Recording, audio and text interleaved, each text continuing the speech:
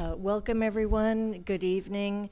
Thank you for being here. For those of you in person, for those live streaming, for our community in Catalina, thank you for being with us. I will ask our student board member to lead us in the Pledge of Allegiance.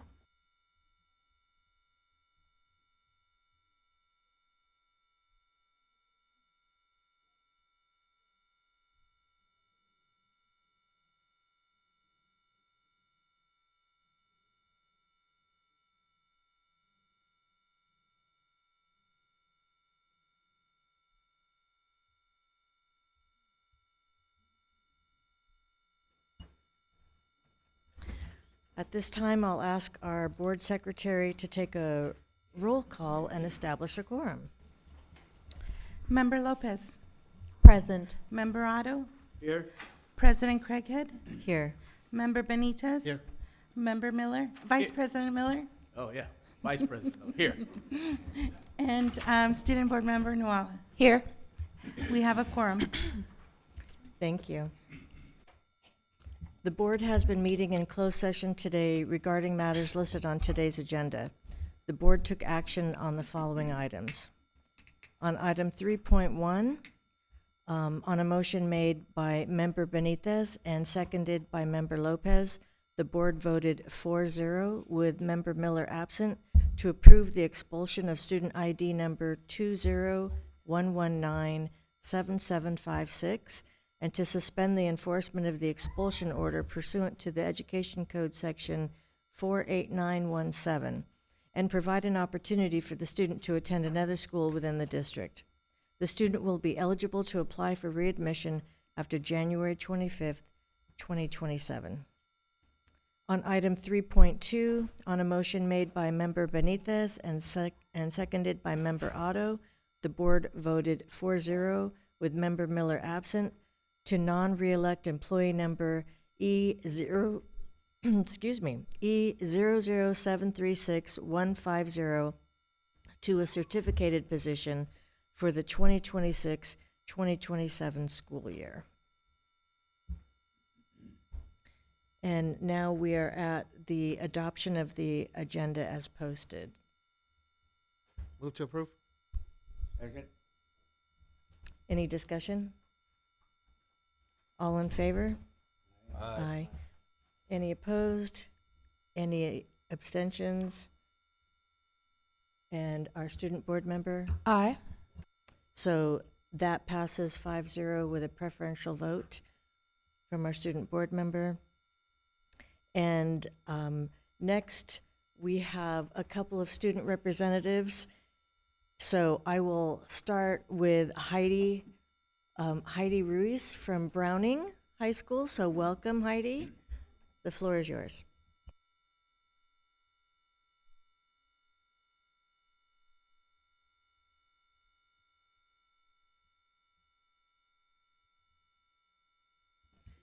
You know what? We are experiencing technical difficulties. And that should help with your nerves a lot. I wasn't even that nervous. Not even nervous? No. I take it back. I take it back. Good evening, distinguished members of the Board of Education, Superintendent Dr. Baker, executive staff, and all guests here tonight. My name is Heidi Ruiz, and I am a senior and proudly serve as the current ASB president at Richard D. Browning Early College. Aside from ASB president, I have had several different leadership positions in other school clubs. Currently, I am vice president of our wellness club and secretary to the class of 2026.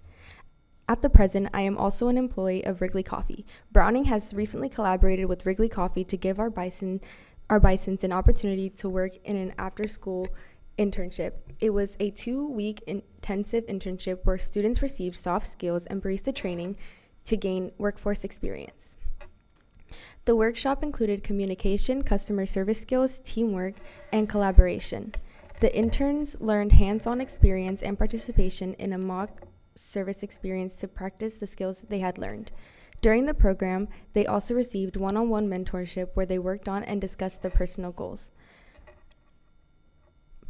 I am excited to share that things are continuing to improve at Browning High School. In January, we hosted our site night. It was an absolute success. ASB had a bake sale fundraiser where we got to show off our culinary skills for the incoming students and parents. Our Bison Voice team, led by Mr. Miyake, led tours around our school to show off our culinary and hospitality pathway. We showed future students our wellness center, industry and home kitchen, and our gym. This year, we got a great turnout and hope to see a lot of the students back as freshmen. This semester, our students enjoyed our winter and spring festival. ASB hosted a spirit rally in our gym for both festivals, where students from each grade got to participate in games to complete. Where students from each grade got to participate in games to compete for our Browning Trophy. Our winter festival was Candyland themed, and we invited our school clubs to participate in the theme by decorating their booths and selling food. Our spring festival was a brownies music festival. We had a variety of food and treats, and we also had a live student-led band, Amelia's Body, play for our students in the quad. During our spring rally, ASB planned a family feud against all four grade levels. They were asked questions about our school that students should know. Of course, our seniors came on top and won. ASB also assisted in planning our senior college decision day. Our ASB team worked with our college and career counselor, Ms. Muller, to organize a fun celebration for us seniors. We enjoyed music, food, and activities and shared our plans for our future one last time. As many of you know, Browning focuses on early college. We currently have 22 LBCC courses being taught on our campus right now by actual college professors. Our students are working hard to earn their college credits. Our freshmen are learning about all types of colleges like UCs, Cal States, and HBCUs. Our sophomores are learning nutrition and communication. Juniors are currently taking theater art courses, anthropology, and speech and debate. We seniors are working hard to pass college statistics, anthropology, and fundamentals of business law. We are excited to report that we expect 73 Bison seniors to graduate with their high school diploma. 34 of us will be graduating with our associate's degree in hospitality management from Long Beach City College. In culinary, 7 of our students entered in a cooking competition for CCAP, Careers Through Culinary Arts program, in February. Our 3 finalists competed in April. Here are some of the scholarships that were won. Ajan White received a scholarship of $48,000 to Monroe College in New York. Nishel Shaw received $13,600 for a scholarship to the Institute of Culinary Education in Pasadena. Jada Smiley received a $5,000 scholarship, and our junior, Connor Suarez, received a $1,400 scholarship to a summer camp boot camp at Monroe College. We are so extremely proud of our culinary students, and they are making great dishes and being rewarded for their talents. Along with training, our Chef Steph and Chef Robles have helped our culinary students become active in their community and surrounding Los Angeles County. We catered an event for Board Member Miller, Manhattan Beach Food and Wine Fest, Malibu Food and Wine Fest, American Cancer Society California Spirit Awards, and Tahitian Gold Vanilla Competition Lupus LA Gala. We are continuing to participate in LBUSD thematic sports with Soto McBride and Renaissance. All of our teams were hard at work this season doing early morning trainings. Our soccer team is doing extremely well right now with an unbelievable score of 7-1. Our ASB wanted to celebrate our athletes on campus, so we recently hosted a rally specific for our team. We recognized all of our amazing athletes for our volleyball, basketball, soccer, and cheer team. Each were recognized for their hard work and dedication in front of all their peers. As most of you know, Browning participates in LBUSD's thematic school prom. On May 2nd, we joined McBride, Renaissance, Soto, EPHS, Reed at the Ovation Square in downtown Long Beach for an awesome night of dancing and fun. Our students enjoyed the DJ, photo booth, card games, and, as always, the dance floor. I can say that it was truly an amazing night. On May 29th, we plan to celebrate our seniors with a senior awards night. Most of our seniors will be receiving medallions to signify their achievements through their Browning careers, graduation cords from participating in clubs, and a dinner they will always remember. In June, we plan to finish up finals and attend grad night at Universal Studios. Our graduation is set for June 9th on our beautiful Browning campus, and we are excited to wish our graduates luck as they venture into the big world.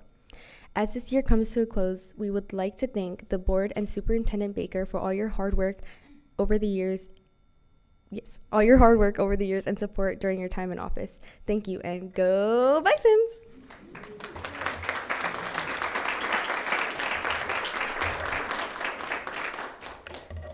Thanks. That was a wonderful presentation. Thank you. And just to highlight one thing, so you mentioned that 34, and I assume you're one of the 34. Yes, I am. Of the fabulous Browning students will be not only graduating in June with a high school diploma, but also an associate in arts degree. Yes. From Long Beach City College. Yep. Okay.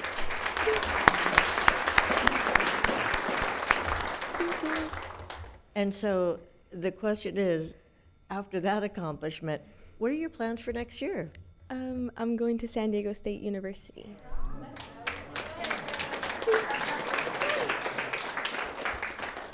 And do you have someone here that's standing with you or sitting that's here to support you that you'd like to acknowledge?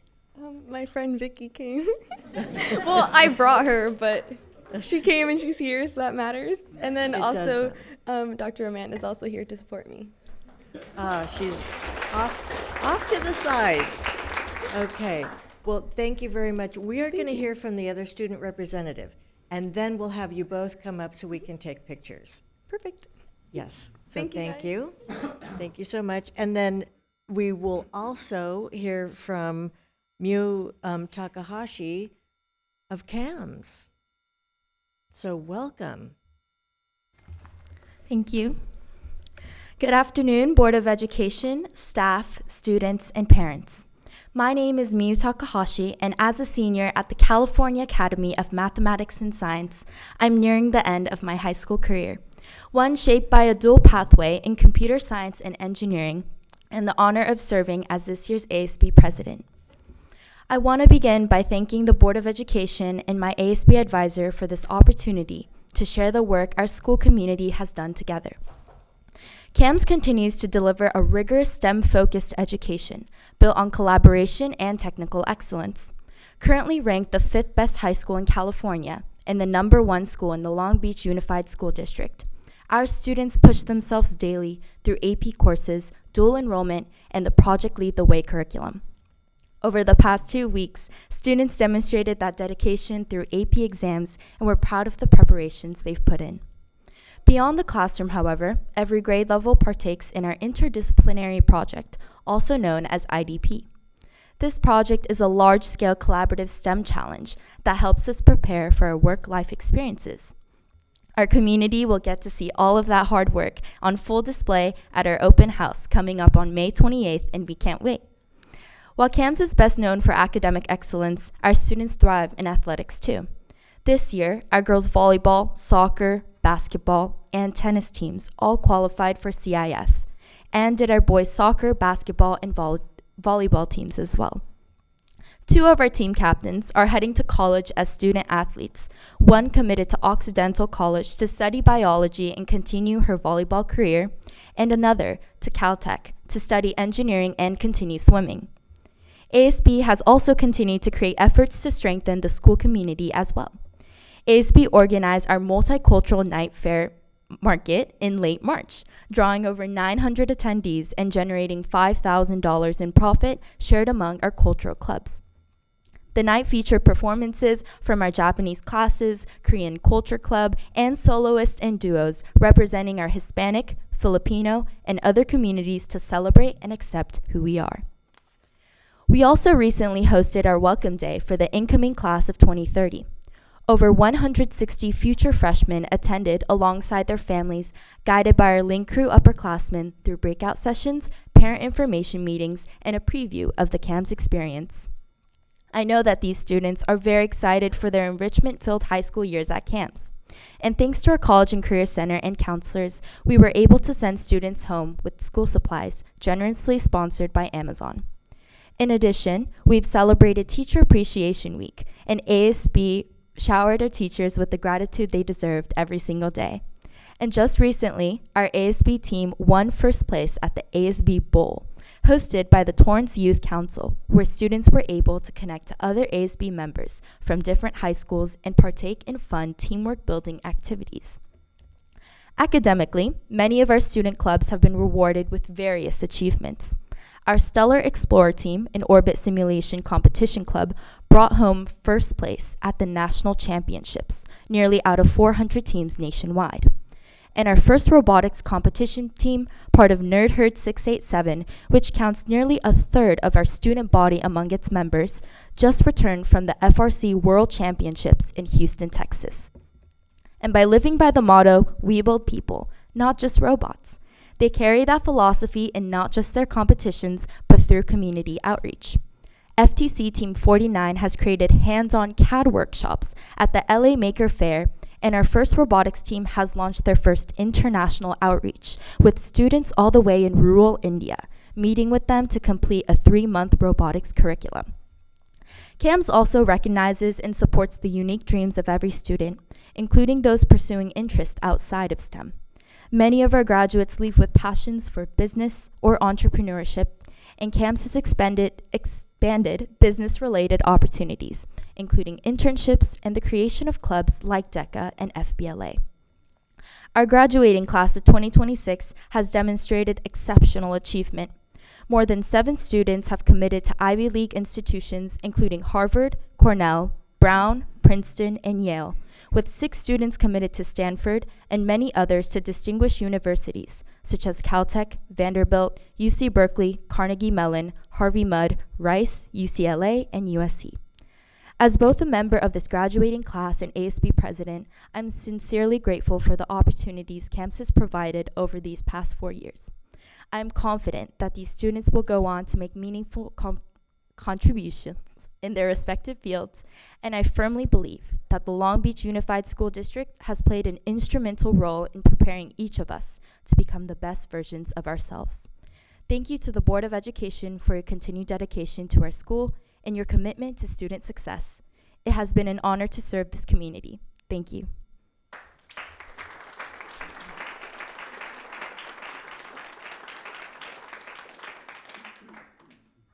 That's a pretty impressive list of distinguished schools.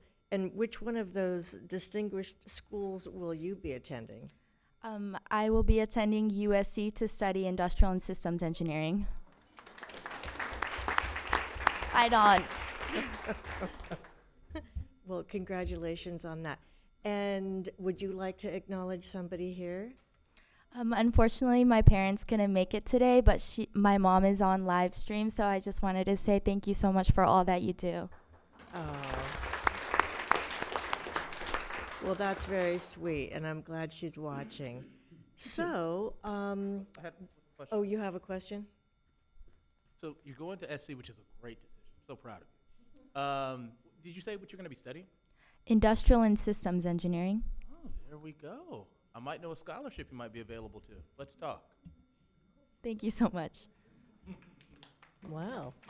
Okay.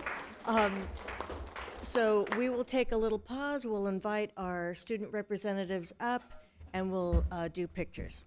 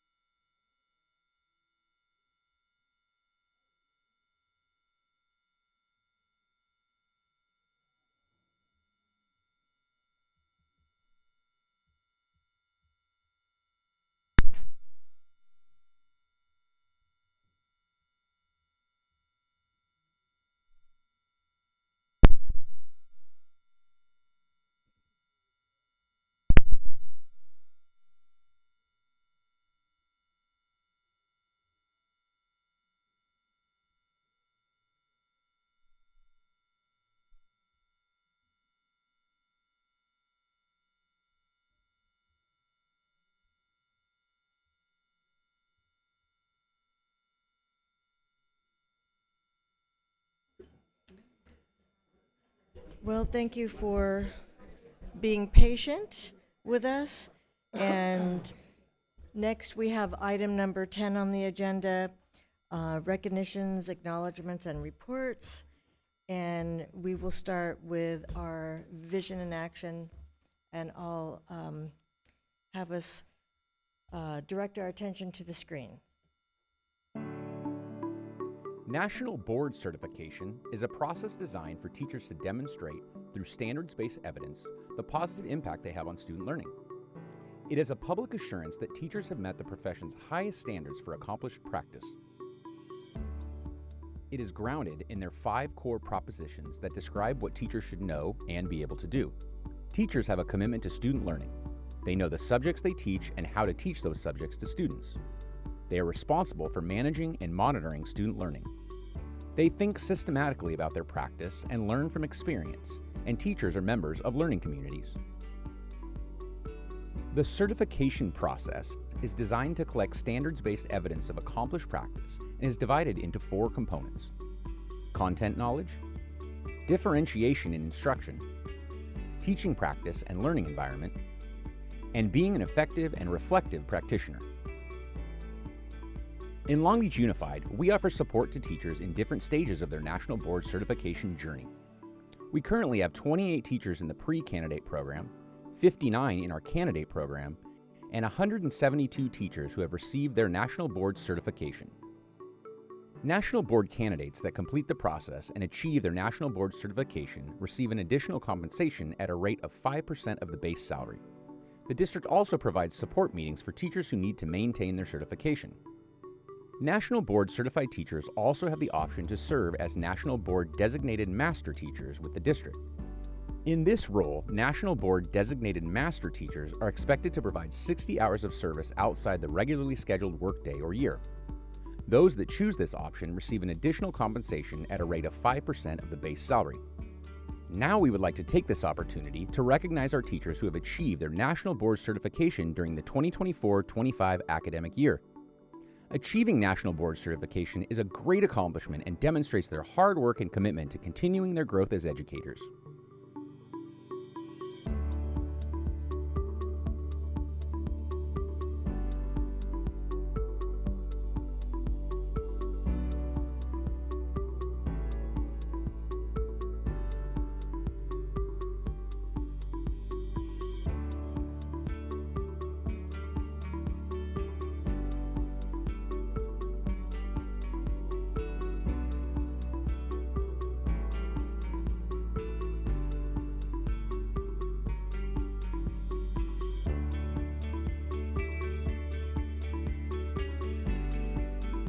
As in other professions, certification requires periodic demonstration of current knowledge and skills.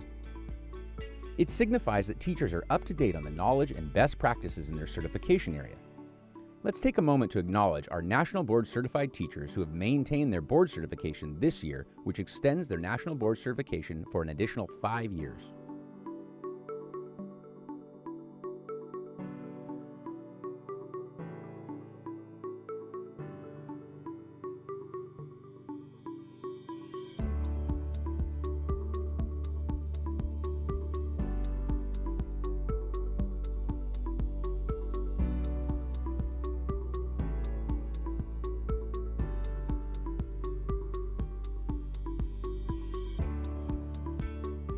Thank you for taking this time to honor and recognize our 2024-25 new National Board Certified teachers and National Board Certified teachers who have maintained their National Board Certification.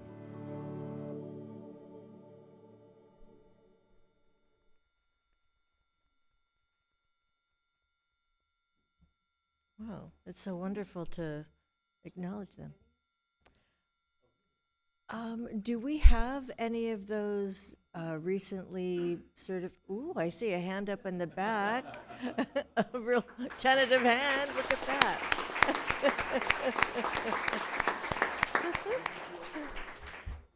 Well, congratulations. Congratulations. That's a huge commitment, and thank goodness we have so many teachers willing to step up and do that. Okay, and then next, I believe we have an acknowledgement that our student board member will be presenting. Yes. In May, we acknowledge a significant role that various cultures have played in the foundation, defense, and preservation of our democracy. This month, we honor and uplift our Jewish community, which carries a profound historical legacy that has influenced the world in countless ways. Understanding Jewish heritage is crucial as it reinforces one's sense of self, broadens awareness of different narratives and perspectives, and underscores how individuals and communities have triumphed and remained resilient in the face of adversity. The Jewish population has made substantial contributions to the American social landscape through diligent work, military service, artistic endeavors, scientific advancements, and leadership roles. Jewish American Heritage Month, established in 2006, honors the contribution of Jewish Americans to U.S. history. May marks the arrival of the first Jewish immigrants in 1654, and the holiday of Shavuot, celebrating the Torah giving. Jewish American Heritage Month aims to raise awareness of Jewish American history and culture, combating anti-Semitism through celebrating achievements and contributions of Jewish Americans. By celebrating and honoring American Jewish culture, Jewish American Heritage Month helps build bridges between communities and promote greater understanding and tolerance. Thank you. And also, you have a report this evening? I do have a report this evening. Great. Really, I had the most amazing experience getting to be part of Town Hall for middle school RSVP last Thursday. I got to experience middle schoolers across schools. They found time, worked together, like over Zoom, asynchronously, and worked together to combat issues that they felt were impacting students' attendance. So that went to sports, dress code, and things of that sort. And they made amazing presentations and were such powerful orators, which I'm also a member of the high school version of RSVP. And so I would like to invite you all this Thursday to attend the RSVP Town Hall meeting. It's at Browning, and it will start at 4:30? Yes, 4:30 to 6 p.m. So please come and get to experience that same wonder and amazement from our high school students. Wonderful. Thank you for the invitation. Okay, next on the agenda is public hearing, but we have no public hearing this evening. And then item number 12, public testimony on items listed on the agenda. Yes, we have 4 speakers for items that are listed on the agenda. The first speaker is Jamie Villanos, followed by Drew Villanos-Healy.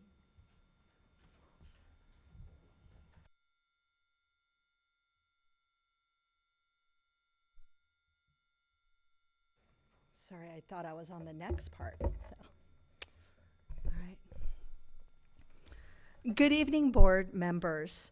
The district's thought exchange process that was shared this past month included 2,860 participants, 1,801 submitted thoughts, and more than 43,000 peer ratings.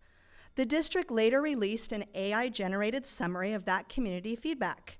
According to the newsletter shared with the public, the summary identified priorities like mental health services, smaller class sizes, special education support, arts, technology, and after-school programs, equity initiatives, and dual immersion. But there is a serious problem. Libraries were not mentioned at all. I also should have mentioned that I am a school librarian here. There were no libraries mentioned, no librarians mentioned, no literacy support, and no access to books.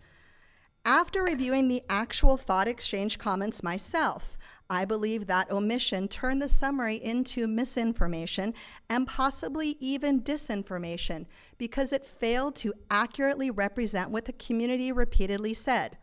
For transparency, I did not review all 1,801 comments. I did, however, review the first 503. The highest rated 503 comments from the community responses. I also input the same data into 3 separate AI systems to compare recurring themes and priorities. Every single time, libraries and librarians emerge prominently within the data. So the question becomes, if librarians and libraries consistently appeared throughout the highest rated responses, Where did they go into the district's final AI summary? Because the actual community paints a very different picture. One participant wrote, "The library is absolutely essential to student success, especially when it comes to meeting literacy goals." Another stated, "Libraries and librarians are one of the best investments we can make for our students and the future." Another wrote, "Closing our library every other week is taking away a safe space for our students who get academic and SEL support. This is not equitable." These are not isolated comments. They are repeated themes connected directly to literacy, equity, academic achievement, and student wellness. The community's message was ultimately about access. Access to books, to literacy support, to technology, to safe spaces, to resources, not reduced access. And this matters because when AI-generated summaries remove recurring priorities, it changes the narrative, it shapes public perception, and it influences decision-making. I strongly encourage every board member to review the information yourself and check the thought exchange and see where it lies. Thank you. Thank you. Next, we have Drew Valianos Healy, followed by Dr. Kim Tabari.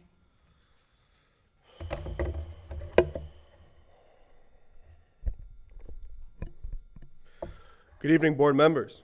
My name is Drew Valianos Healy. I'm a graduate of Sato Academy of Mathematics and Science. One of the messages that emerged from the thought exchange data was the community's concern for student mental health and wellness. Among thousands of responses, words like mental, health, support, counselors, and wellness constantly appeared in major priorities. This should tell us something important. Families are asking schools to support the whole child, not just test scores. Today, students are carrying pressures that many adults never experienced at their age: anxiety, depression, social isolation, academic stress, family instability, and a constant digital overload that have become part of daily life for many children and teenagers. For some students, simply making it through the school day is already an achievement. I've seen personally how important these supports can be. After a family crisis, my brother regularly went to his school's wellness center just to have a safe place to regroup and breathe. And my family was fortunate enough to already have outside resources and support available through my mom. Even with these supports in place, he still needed that space in school. But I also needed support myself. As a student, I sought help from a school social worker during a difficult time in my life. That person listened, supported me, helped me feel seen when I truly needed it. Honestly, I sometimes wonder where I would be today if that support had not existed. In fact, that experience impacted me so deeply that I chose to major in social work in college because I understand firsthand how life-changing that support can be. So what about the students who do not have outside counseling? What about the students whose families cannot afford therapy? What about the students who are carrying burdens quietly every single day? Here's some hard numbers. Wellness and care centers in elementary are closing. That's it. Nearly all high school wellness centers are going to be part-time. 50% of school counselors are going to be off the job. 50% of school social workers are being cut. For many children, a school wellness center or a trusted school mental health professional may be the only accessible support they have. I am the evidence that these spaces are not extras, they are lifelines. Supporting mental health is not separate from academic achievement. It is the foundation that makes achievement possible.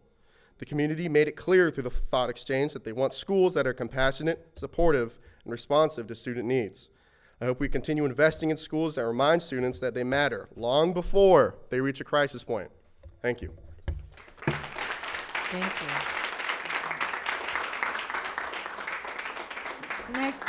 Next we have Dr. Kim Tabari, followed by Jerlene Tatum. Good afternoon, board members, Superintendent Baker, Deputy Superintendent Brown, staff, community members watching, and those in the gallery. I'm speaking on agenda item 17.2 as it relates to Black students. Long Beach Black parents and families like myself raised concerns over the past year about the dismantling of the Black Student Achievement Initiative, lacking transparency, shared decision-making, or clear accountability. The loss of parent-centered leadership does not reflect the district's stated commitment to Black student success. So thank you for listening to community and ending the contract of the recent center director. The Center of Black Student Excellence is modeled as a hub designed to uplift Black students through belonging, pride, mentorship, and community partnership. This space is valuable because it will create rare opportunities for Black parents to connect, learn about A through G requirements, school resources, and build relationships with district staff. The current concern now is not just one event or the termination of one person. It is about whether the district is honoring the community-built purpose of the work. Black students in this district continue to face significant inequities in achievement and discipline, which you all heard earlier today at your board goal monitoring. Specifically, 34% are either met or exceeding ELL compared to 49% of the population. 20% of Black students are actually passing math compared to 36%. So if your constituents are asking you, board members, why you're helping Black students, this is a side note, please tell them that the data shows that they are most in need for decades, because I hear this a lot in your conversation. Show them the stats, the charts, the presentations. More importantly, let your constituents know that help is available for all students, not just Black students. There is enough pie to go around. The state of the world is challenging right now. MAGA candidates are clawing to get into this very boardroom. I hope in protecting your own seats, and some of you have been here since 2012, you can make a visible effort in your support of Black and marginalized students and their success. So I want to thank Dr. Baker in closing for leading this effort around Black student success since 2020, probably earlier than that, right? We need board members to push teachers and their own communities to understand the data-driven, evidence-based need for Black student initiatives. A parent pointed out to me the other day that 88% of our district are students of color: Black, Latinx, Asian, Pacific Islander, Native American. Please show us that you care about those 88% as much as you care about the 12%. Thank you. Thank you. Next, we have Jerlene Tatum, the last speaker on items on the agenda. Jerlene Tatum, parent, 12-year LCAP school site council member, founding member of the Black Student Achievement Advisory Council, fighting parent for Black students. So it's LCAP season. The LCAP, according to the state's page on LCAP, it says a core component is parent involvement, which means effort to seek parent input and decision-making. Community engagement, a fundamental requirement of the LCAP, and it's supposed to be transparent and include community participation. School districts must involve educational partners, including parents, teachers, students, and the creation and evaluation and annual update of the plan before the annual district budget can be adopted. So, about, April 27th, you all received a letter, a 9-page letter outlining concerns that Black parents have with the current state of centering Black student education, which is directly related to the LCAP. And sadly, when I looked at the board update on May 18th, Black students are nowhere identified. So I'm assuming that they're bundled up in culturally affirming education, which takes me back to that letter that you all received on April 27th. The letter was about how the dismantling of the Black Student Achievement Initiative has taken place under the leadership that you all hired, which, as Dr. Tabari mentioned, is no longer with LBUSD.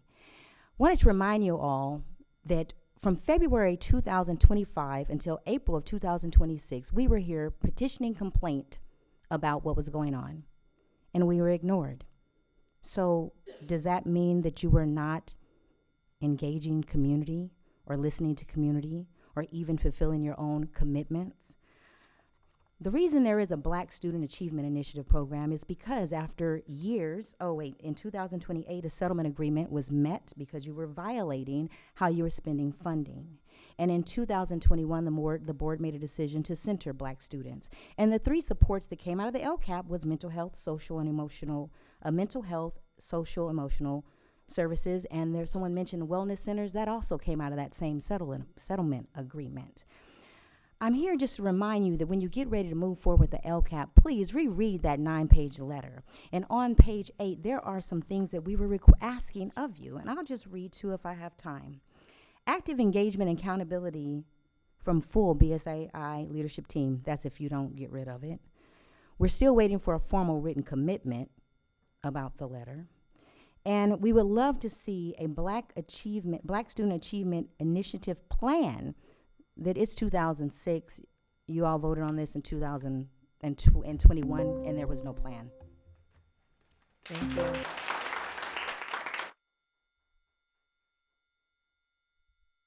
That concludes the speakers for items on the agenda. And we have 14 speakers for items not on the agenda. And the first speaker, Can I motion to extend public comment time to allow all individuals who took time to come give public comment the opportunity to speak? And I'm making that motion. I'll second at the 30-minute mark to see how many more we have at that point. our first speaker is Lindsay Fisk, followed by Francisco Lopez. Good evening and happy National Speech, Language, and Hearing Month. Last time I spoke about the district's new requirement that SLPs use their own personal necessity days for required continuing education conferences. It was hard for me to wrap my head around their logic when we realized that there was a surplus of Medi-Cal funds, over $3.5 million as stated in the 25-26 annual report. So I wanted to bring up a few concerns I have regarding Medi-Cal billing. The first is that SLPs are related service providers who bill Medi-Cal for services, and in return, the district receives money from our billing. And yet, we were given a pay cut and told to use our own personal necessity days for required conferences when there were unspent LEA funds of over $3.5 million from the previous fiscal year. Why couldn't some of that money go back to one of the departments that does Medi-Cal billing? And secondly, currently the LEA Interagency Medi-Cal Collaborative Partners, which in good faith should include all stakeholders, includes 3 people: a district assistant superintendent, the lead psychologist, and the nursing services program specialist. And as listed in the 25-26 annual report, the anticipated service priorities include a comprehensive nursing health assessment team program, a mentor nurse program, an educator nurse program, a nurse against asthma program, and an educational related mental health service program. It appears that those who are part of the collaborative team reap the benefits of the Medi-Cal billing funds. This is not equitable. Many related service providers bill Medi-Cal. I am publicly requesting that all stakeholders receive the opportunity to be part of the collaborative partnership group and to have a voice as to how these funds are distributed. Thank you. Thank you. Next, we have Francisco Lopez, followed by Katie Field McDonough. Good evening. I'm here today representing the speech and language pathologist of Long Beach Unified to ask for equal treatment and transparency. Every day, we provide speech therapy to students with speech and language impairments, students who struggle to communicate, express their needs, access their education, be understood. We also conduct assessments, attend IEP meetings, and write legally defensible reports. This work is highly specialized, essential, and directly impacts student success. We are proud of the work we do. However, that work is not being valued in practice. Speech-language pathologists are now required to use personal necessity days to attend in-person conferences. Unlike many other professionals, we do not require substitutes and we make up any missed services. This means that there's no additional cost to the district. Yet, we are still required to use our own personal leave for professional development. Second, funding for conferences and continuing education units, or CEUs, has been eliminated. CEUs are not optional. They are required to maintain our licenses. Without them, we cannot legally practice or bill Medi-Cal. At the same time, we generate millions of dollars in revenue for the district each year through Medi-Cal billing. Public records from the local educational agency Medi-Cal billing option program show that in 2024-2025, the district received $13.7 million in revenue, with a $3.6 million surplus from previous fiscal years carried into 2025-2026 for a total of about $17.3 million available. So the question is simple. How can the district claim a lack of resources for speech and language services when our profession generates such substantial funding? This is a contradiction for a district that prides itself on excellence and equity. We have asked multiple times district administrators how this money is being reinvested, and we have not received a clear response. That lack of transparency is unacceptable. We are asking for a transparent, itemized breakdown of how Medi-Cal revenue is allocated. At a minimum, funds generated by speech and language pathologists should cover CEUs, conference costs, therapy materials, and professional development time. Specifically, we are asking that speech and language pathologists be allowed to attend conferences without using personal days, and that funding for CEUs and professional development be restored. Thank you. Thank you. Next we have Katie Field McDonough, followed by Michelle Morrissey. Good evening, board members. My name is Katie Field McDonough. I'm a speech therapist, and as AAC specialist for Long Beach Unified School District, I have the privilege of working closely with many of our district's speech language pathologists. And tonight, I want to recognize how exceptional they are. Our district currently supports nearly 700 students using AAC, augmentative and alternative communication devices. These systems give students with complex communication needs a voice and access to learning. Supporting AAC students requires significant additional time, expertise, and problem solving, yet our SLPs continually step up with compassion and dedication. I'm especially impressed by how our SLPs independently take on learning this highly specialized field so they can ensure students have access to communication and the curriculum. This year, our AAC department partnered closely with Derek Walker from TISB, our IT hero, to transition all 700 AAC devices into a new remote management system. It was a long and difficult process, but now every device can be remotely managed and assigned directly to each student by name. Together, we also created nearly 300 new devices this year, including 135 new AAC assessments completed by site SLPs and many replacement devices for broken or obsolete systems. We are also actively trying to reduce costs. Thanks to our academic AT specialist, Thomas Calvente, who helped secure a grant for a 3D printer, we can now print our own AAC key guards for just a few dollars each instead of purchasing them for $150 a piece. The need for AAC continues to grow every year. Next year, there will only be one person in my role, so partnerships like the ones we have built with TISB and our site SLPs are absolutely essential. I want to highlight that SLP services generate over $1 million in revenue for the district. Reinstating the $500 continuing education reimbursement for SLPs, which they need to maintain their state licensure, would cost approximately $75,000, a very small investment in professionals who give so much to our students every day. And finally, I want to share one example of why this work matters. We have a student graduating from Nelson Academy this year whose verbal speech alone is not sufficient for public speaking. After only 2 years in our school district, he now has an AAC system that will allow him to deliver the commencement address at his middle school graduation. I've watched him rehearse, and it's powerful.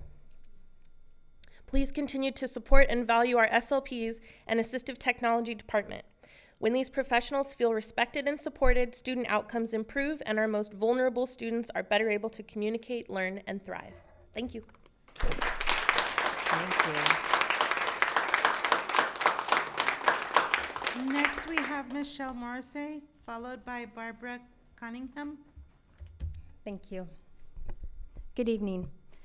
I'm a speech language pathologist at Mann Elementary School, currently managing a caseload of 67 students with diverse communication needs. My site serves students from preschool through 5th grade and includes a mild to moderate special education program.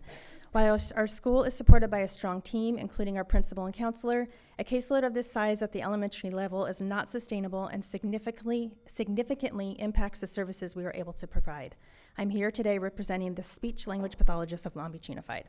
Each day, we support students with a wide range of speech and language needs, including articulation, language development, social communication, and complex communication disorders. Our students come from diverse linguistic, cultural, and educational backgrounds, and many require individualized, specialized support to access their education. In this role, we conduct comprehensive evaluations, develop and implement IEPs, provide direct therapy, case manage students, collaborate with multidisciplinary teams, document service in progress, and ensure compliance with state and federal special education requirements, all while supporting students' access to the curriculum through effective communication. Speech-language pathologists play a critical role in improving outcomes for high-needs students by strengthening foundational communication skills that directly impact learning, behavior, and social development. We increase access to curriculum by breaking down language demands and building comprehension and vocabulary. We support functional communication through spoken language and alternative communication systems, which reduces frustration and increases independence.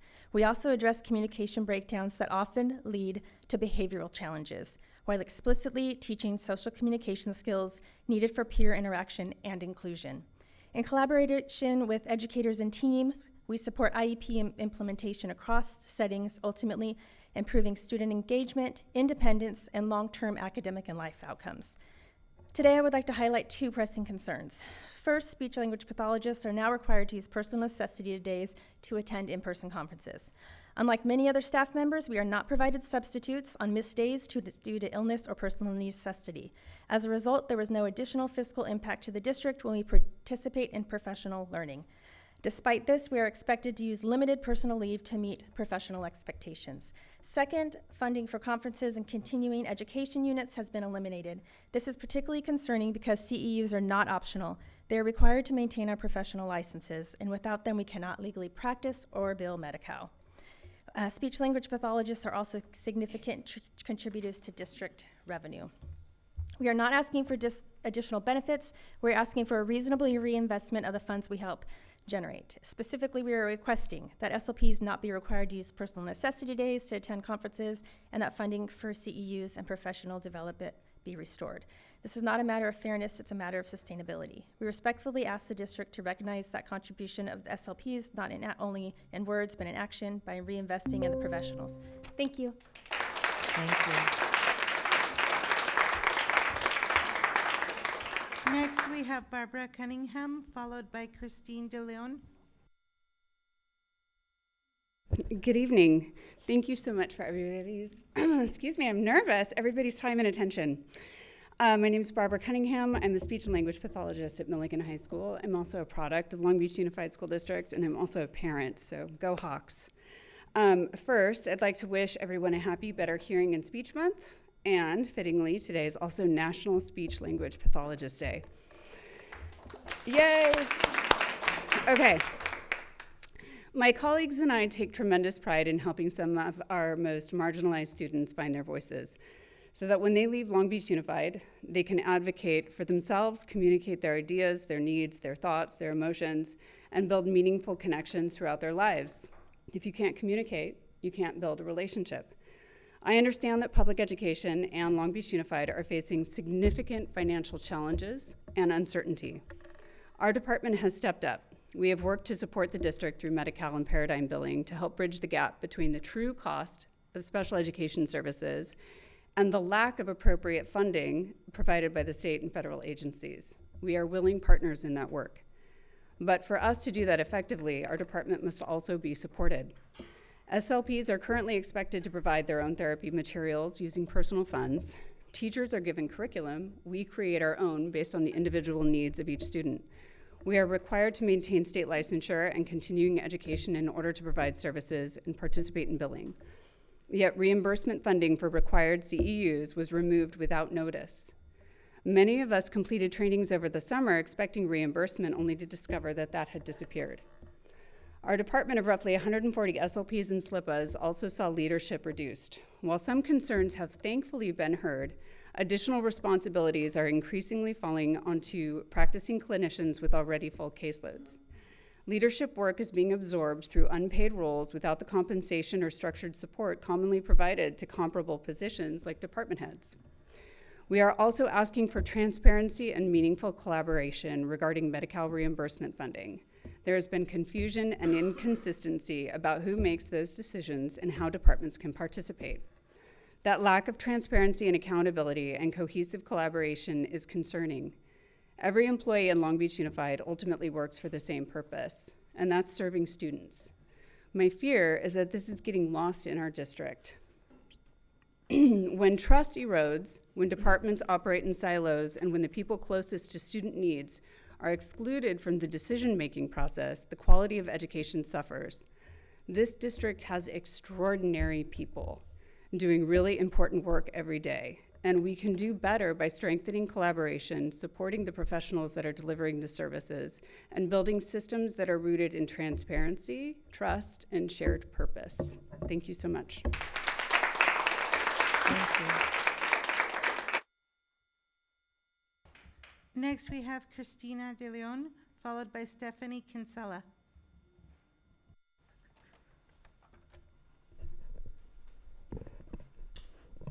Good evening, board members. My name is Christine De Leon, and I am one of many speech language pathologists within the district. As my fellow colleagues have already stated, we have continuing concerns regarding our department. Again, removal of the funding for professional development and having to use our personal time off to complete said professional development. We were told that a blanket memo was sent out and that it was not just our department that was going through these changes. But we continue to wonder how exactly the decision for these have been made. Additionally, we have to use our personal time to complete said professional development.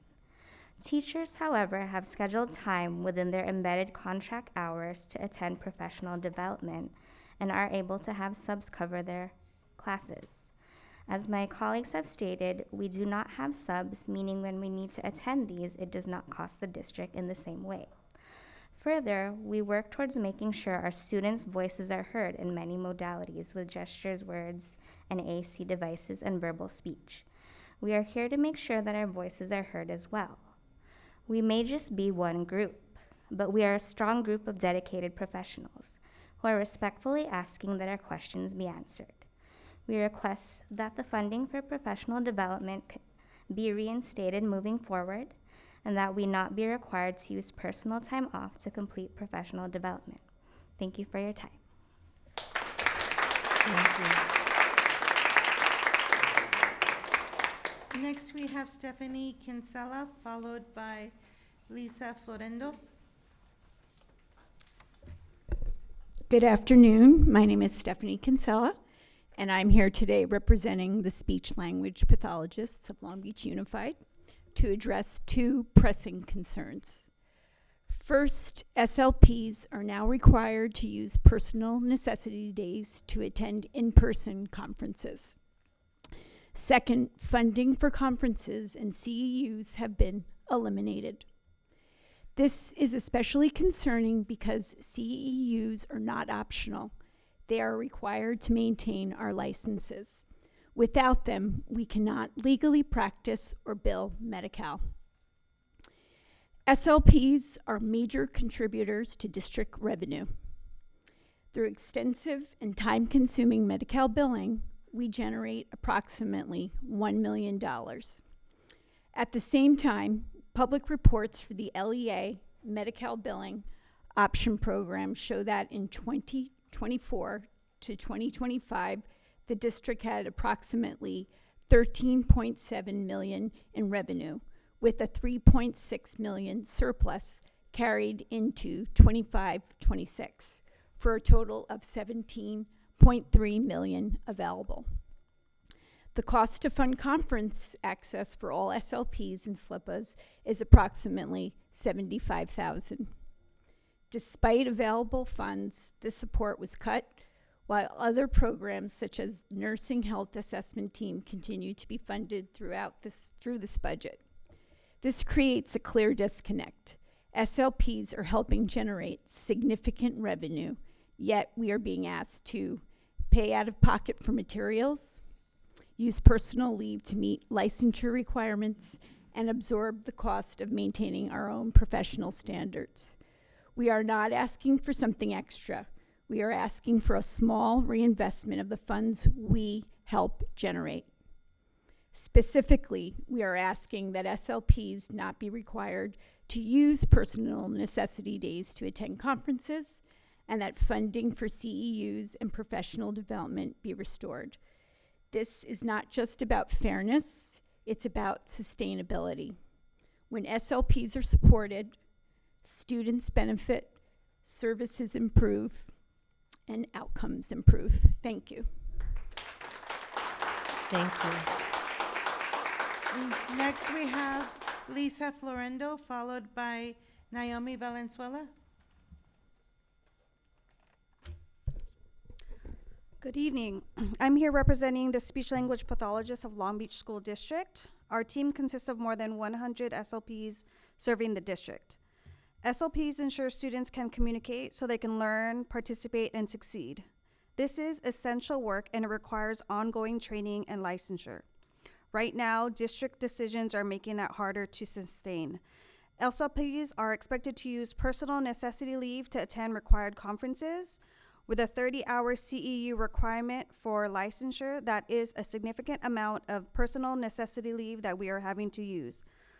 Those who lack sufficient personal necessity leave hours are left with one option: lose pay to meet professional requirements. In addition, funding for CEUs and professional development have been eliminated. Without CEUs, we cannot legally practice or bill Medi-Cal.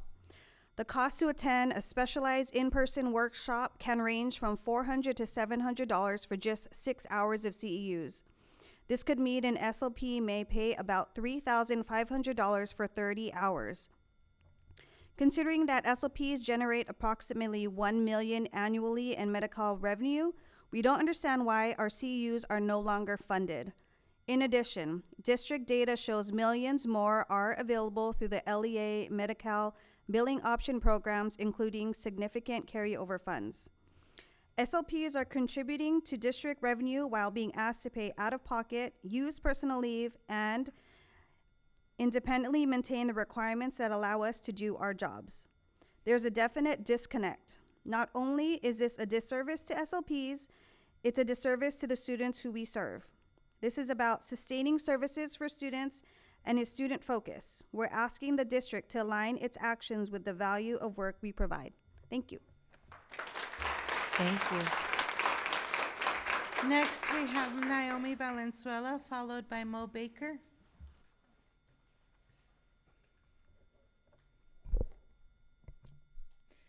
Good evening, President Craighead, members of the board, Superintendent Baker, and members of the community. My name is Naomi Valenzuela.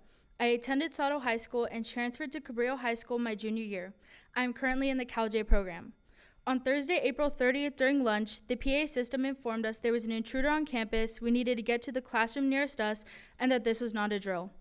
Within seconds, everyone began running in panic, classroom doors shut, and the only thought was to get somewhere safe. It was absolute chaos. We were in lockdown for an hour with minimal information and expecting the worst. After this nerve-wracking hour, the lockdown ended, and we were expected to simply go to class despite the lingering tension. Many students left campus out of fear. Cabrillo is not the only school that has had an occurrence like this. At Milliken, someone brought a gun on campus a little more than a month ago. Last school year, Wilson encountered a similar situation. Additionally, on Friday, the day after the alarming situation, there were random bag checks. There should have been bag checks for everyone to be thoroughly clear of danger, not just randomly. The attendance rate on Friday was very low due to lingering fear and trauma. Something that will help students in the future feel safer is a comprehensive safety plan that is well publicized and understood by everyone, where the district can collaborate with each school and law enforcement to make a safety plan for all types of scenarios.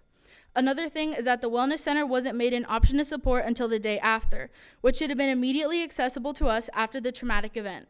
These sorts of situations need to be debriefed properly to students, not just an impersonal message.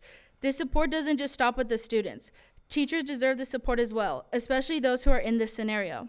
Cabrillo didn't fail to protect us. They only did what they were allowed to do. The school district failed to protect us and will continue to fail us by not taking the precautions they should have in every school. We become so desensitized to these threats since they happen so often that we forget the danger and the number of lives that could be lost. In that situation on Thursday, it felt as if nothing else mattered. The exam for the next day, the outfits we chose, and temporary arguments. All we could think about was, what if this is it? What if our school becomes the next headline? It's in the news every day. School shootings and failures to protect children. So it is your duty to fund security guards for all schools and take new measures for us. Our teachers were beyond courageous when they were ready to protect students despite their limited training from the district. The ability to calm students down in this situation is honorable. A major change that needs to be made is that our teachers need to get extensive training to deal with situations like this, similar to how teachers in other districts are trained. We need more lockdown drills so all of us know what to do should this happen again. We've only had 2 lockdown drills this year and very few in any other LBUSD school for that matter. This is a lack of concern and utter carelessness. It would be best if more happened at unexpected times, such as passing periods, lunch, or nutrition, and specifically for all kinds of scenarios. Avoiding this topic doesn't make it any less real and certainly doesn't make it go away. Why risk is happening again when the ability to change the result is in your hands? So please, change the outcome. Thank you.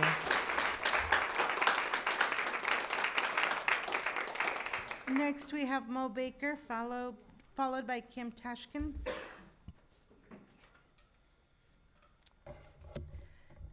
Good evening, everyone. My name is Mo Baker, and I'm the parent of an upcoming TK student here in Long Beach Unified, specifically Burbank Elementary.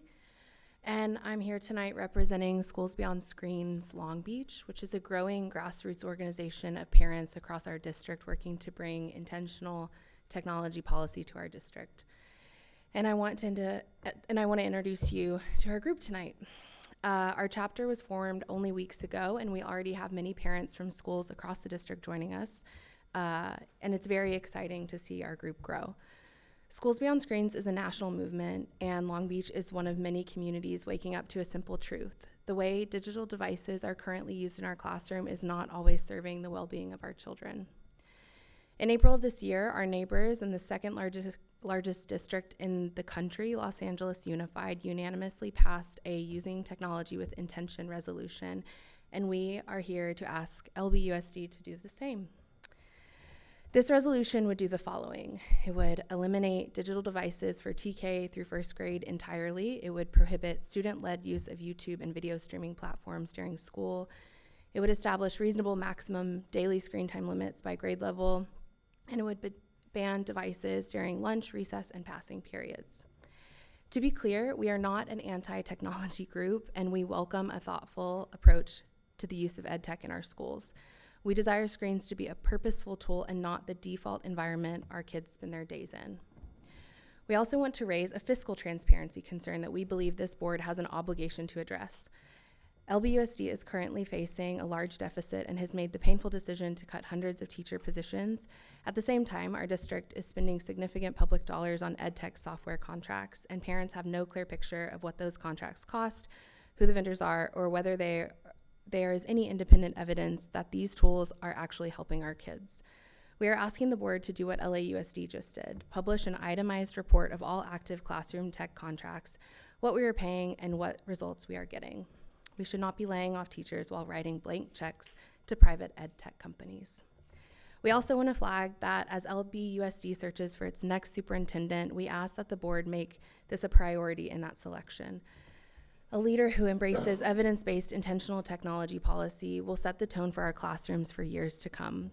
Finally, we know that 3 of the 5 seats on this board, districts 1, 3, and 5, are up for election this November. This issue is top of mind for Long Beach parents. We are organized, we are gathering signatures, and we believe our children deserve a board that leads on this topic. We're here to support you in doing just that. We welcome the opportunity to meet with any of you directly to discuss this. Thank you for your time. Thank you. We are very close to our 30-minute mark. How many do we have left? 4.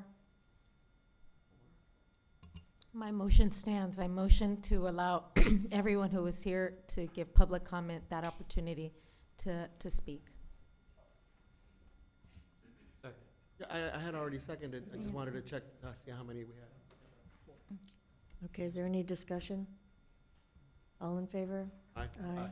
Any opposed? Any abstentions? Our student board member? Aye. That passes 5-0 with a preferential vote. We'll continue. Give everybody a chance.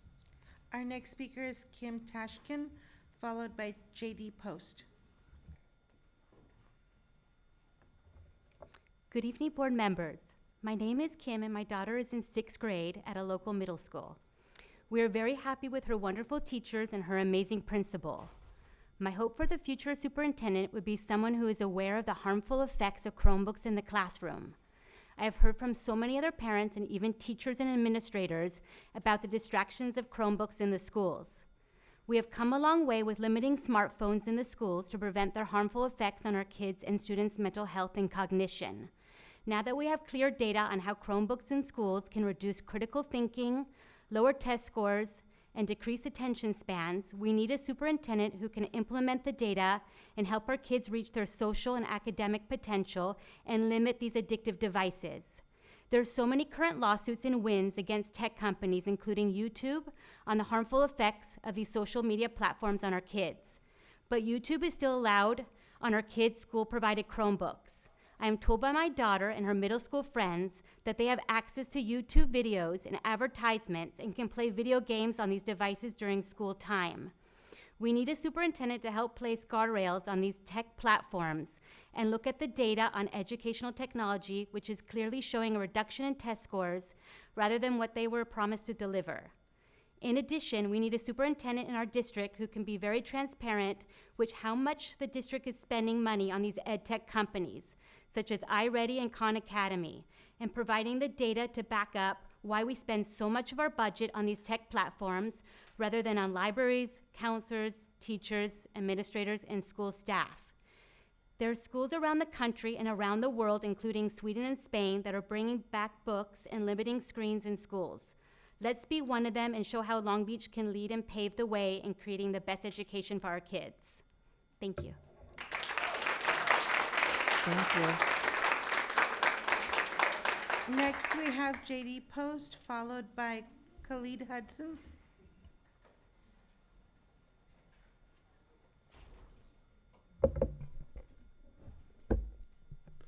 Good afternoon.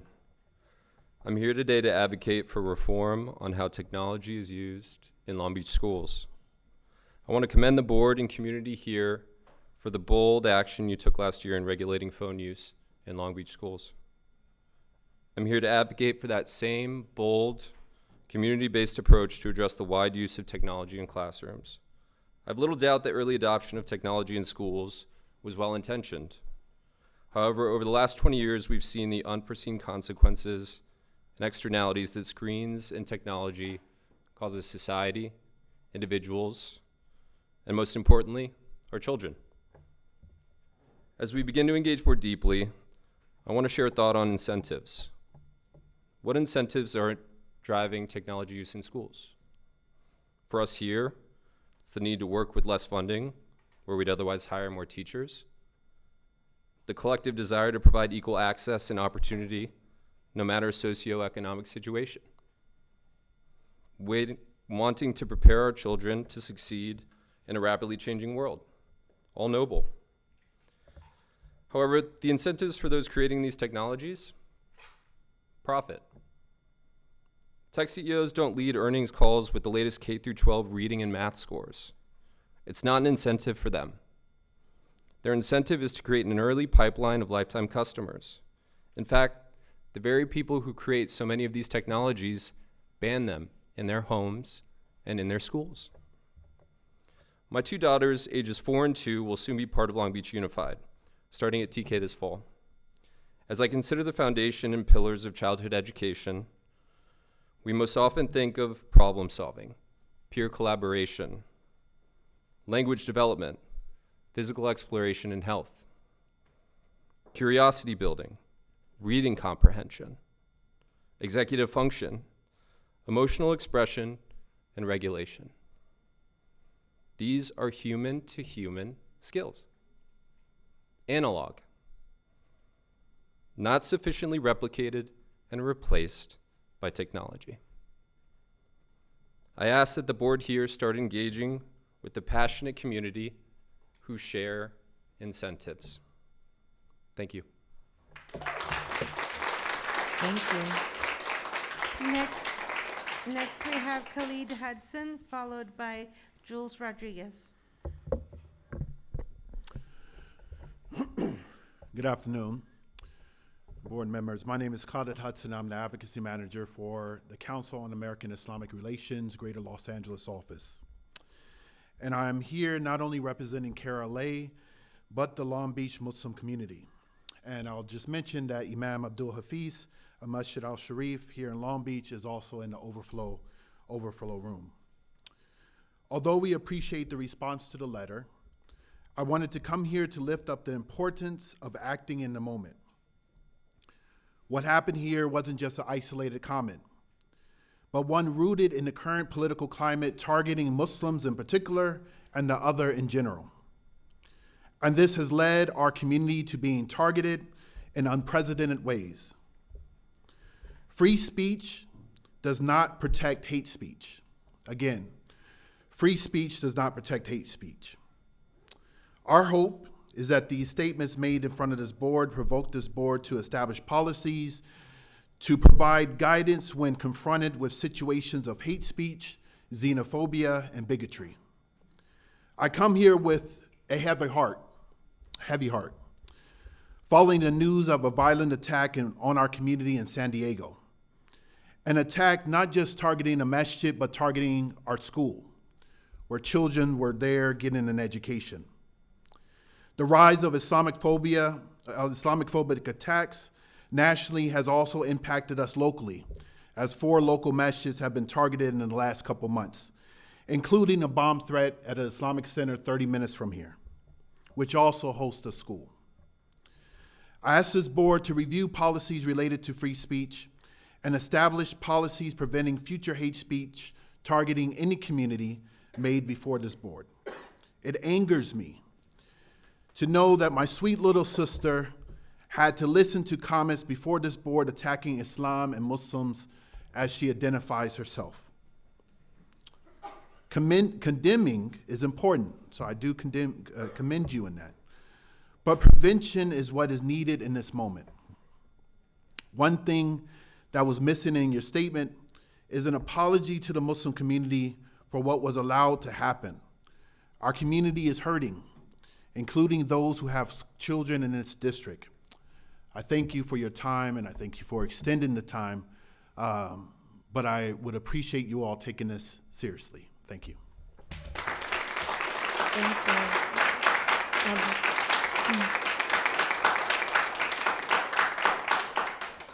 you.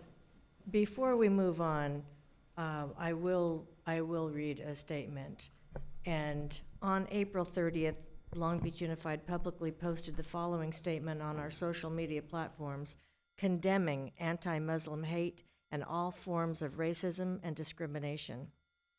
Long Beach Unified School District condemns anti-Muslim hate and all forms of racism and discrimination. Statements made by one individual during the public comment portion at a recent Board of Education meeting do not reflect our values. There is no place for language or actions that undermine the dignity, safety, or sense of belonging of any member of our community. We remain committed to fostering school communities where every student and family feels respected, supported, and valued. And I just want to say that was very unfortunate. I take responsibility for allowing that man to continue and have his 3 minutes. I take responsibility for that. In my mind, I was thinking that I would be de-escalating the situation if I just allowed him to speak. I didn't know what his intentions were, and I didn't want the situation to get out of control because he was agitated. So that was my decision, and I appreciate the invitation to prevent those types of comments from being made. And so I personally will be more proactive, more vigilant about hate speech, because it has no place where our students are concerned. That goes against every value that we hold dear. So having said that, we will move on to our last speaker. Madam Chair, I also want to chime in on this and echo your sentiments, and thank you for the invitation to engage in conversation. Fully committed myself to do as much as we can to prevent these incidences from happening again.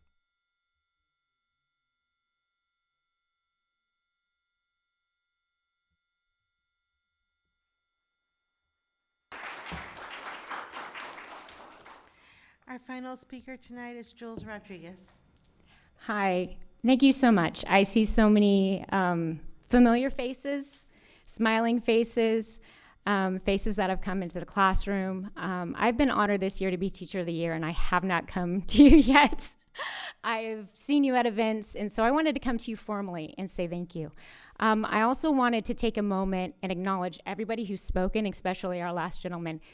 It's very difficult to come on this forum knowing that thousands could be watching, even more than that, online, and to speak their heart, and for you guys to give that time and to extend that time. Thank you. So I actually just wanted to come in gratitude. There was somebody quite lovely who said, "Welcome to the land of milk and honey," when I first walked on campus. And it really is that. I want to say that the professionals in this room, the student that will be speaking is my student and facilitated by the work that they do. It's powerful, okay? And I used to say, you know, I loved where I came from. I've been in education for a long time. But if I could just take all of the teachers from Long Beach and all of the professionals at Long Beach, just package them together with a little bit of this, a little bit of that, a little bit of milk and honey, we would have the perfect district. There is passion in every teacher that I've come across. There is skill. There is desire to keep their own professional development. National board teachers, that was not easy. That was brutal, but it was only facilitated because of community. It was only facilitated because of mentors. So I just want to ask you guys to, again, as it's very difficult to sit there and have people talk at you, or sometimes to hear them fully. You can listen and hear, but there's a difference between both of those words. So thank you for listening and not just hearing. Thank you for acknowledging. And to do the work, I hope we just continue as a community to do so. And again, thank you very much for all of your work that you have been doing. It has not been an easy year. And it will probably be a difficult summer. I hope you take some time to rest, and I will see you again before the end of the year. And just to acknowledge that it's okay to be counting down the days and still love every kid in the room, still love every colleague that you work with, because gratitude and exhaustion is not mutually exclusive. And so I hope you take that moment to every day, somebody that you work with, somebody you see, thank you. Thank you. Thank you. You passed my resume around. Thank you. Thank you. Thank you.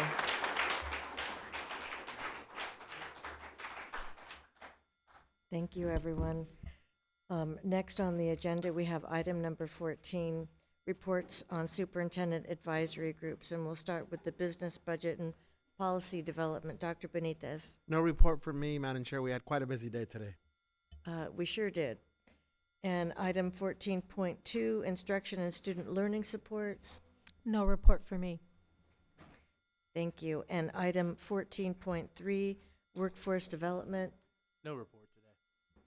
I will just remind everyone, we were in a meeting from 9 a.m. to 1:30, and then another meeting directly after, so our schedule is a little bit different today.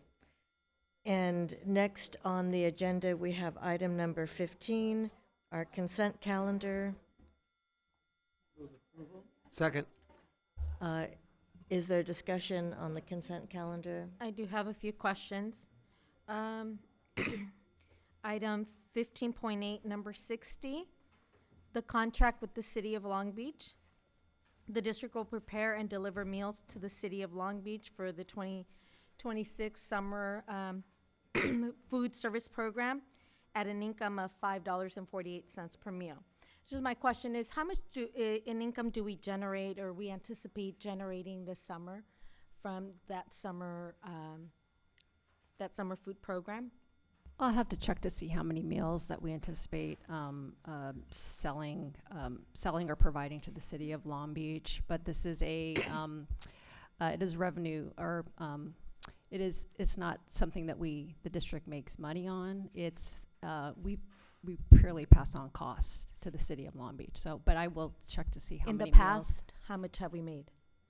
In the past, average? I will have to check in terms of how many meals that we're actually if I can vending. get the responses, because in a lot of the times in meetings, I'm told I will get, we'll get back to you on that, and nobody gets back to me on those on my questions. So if you'd be so kind as to maybe by the end of this week, because I have to believe that we have an idea how much will be generated.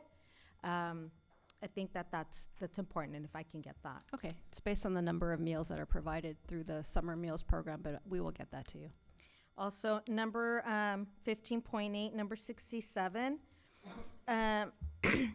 if you could provide additional details regarding the $3 million annual contract with Irvine Unified School District, which runs through December 31st, 2029. Yes, good evening. I can answer that question. So this is for the ongoing district-wide purchase of devices for students. I think we're coming to a point in our life cycle for a lot of this technology equipment that it does need to be refreshed. And again, this is a district-wide contract that allows for the purchase of devices at all schools. So we're so it's $3 million a year. So it's about 12 million that we're looking at. Well, 9 million. 9 million. So because it goes through the end of 2029. That is correct. Wow. And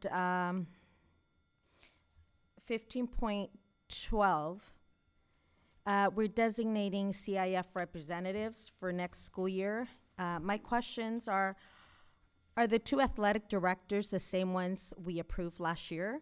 And if so, how often are school representatives rotated to ensure representation across all high schools? The participation of the representatives are nominated by their peers, so one of them is the same, and that's based on the nomination of their colleagues. Okay, but we're not doing anything to ensure rotation so that there's representation across all schools? We're not seeking to represent, we're seeking nomination of peers. Okay. So they decide. Thank you.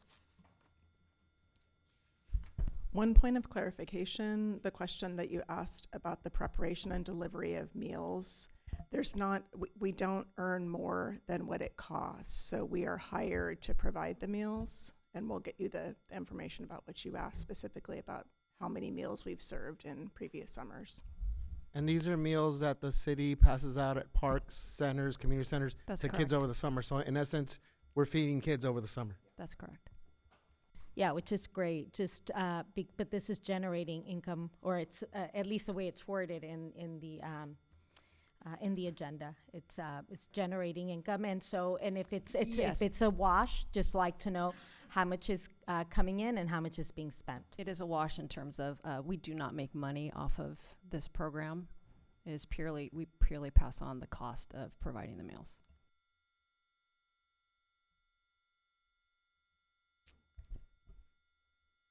Is there any further discussion? Then I will have our board secretary take a roll call vote. Member Lopez? I vote aye, with the exception of item 67 on 15.8. Thank you. Member Otto? Aye. President Craighead? Aye. Member Benitez? Aye. Vice President Miller? Aye. Student Member Nuala? Aye. That is 5-0 with the exception of number 67 on 15.8. And before we move on the agenda, there were a couple of resolutions included on the consent calendar that I believe should be highlighted. So we're going to start with our student board member, Nuala, and read the resolution about Teacher Appreciation Week. Resolution of the Board of Education of the Long Beach Unified School District supporting Teacher Appreciation Week. Whereas an informed, educated citizenry is the foundation for the success of our democracy, our economy, and America's future.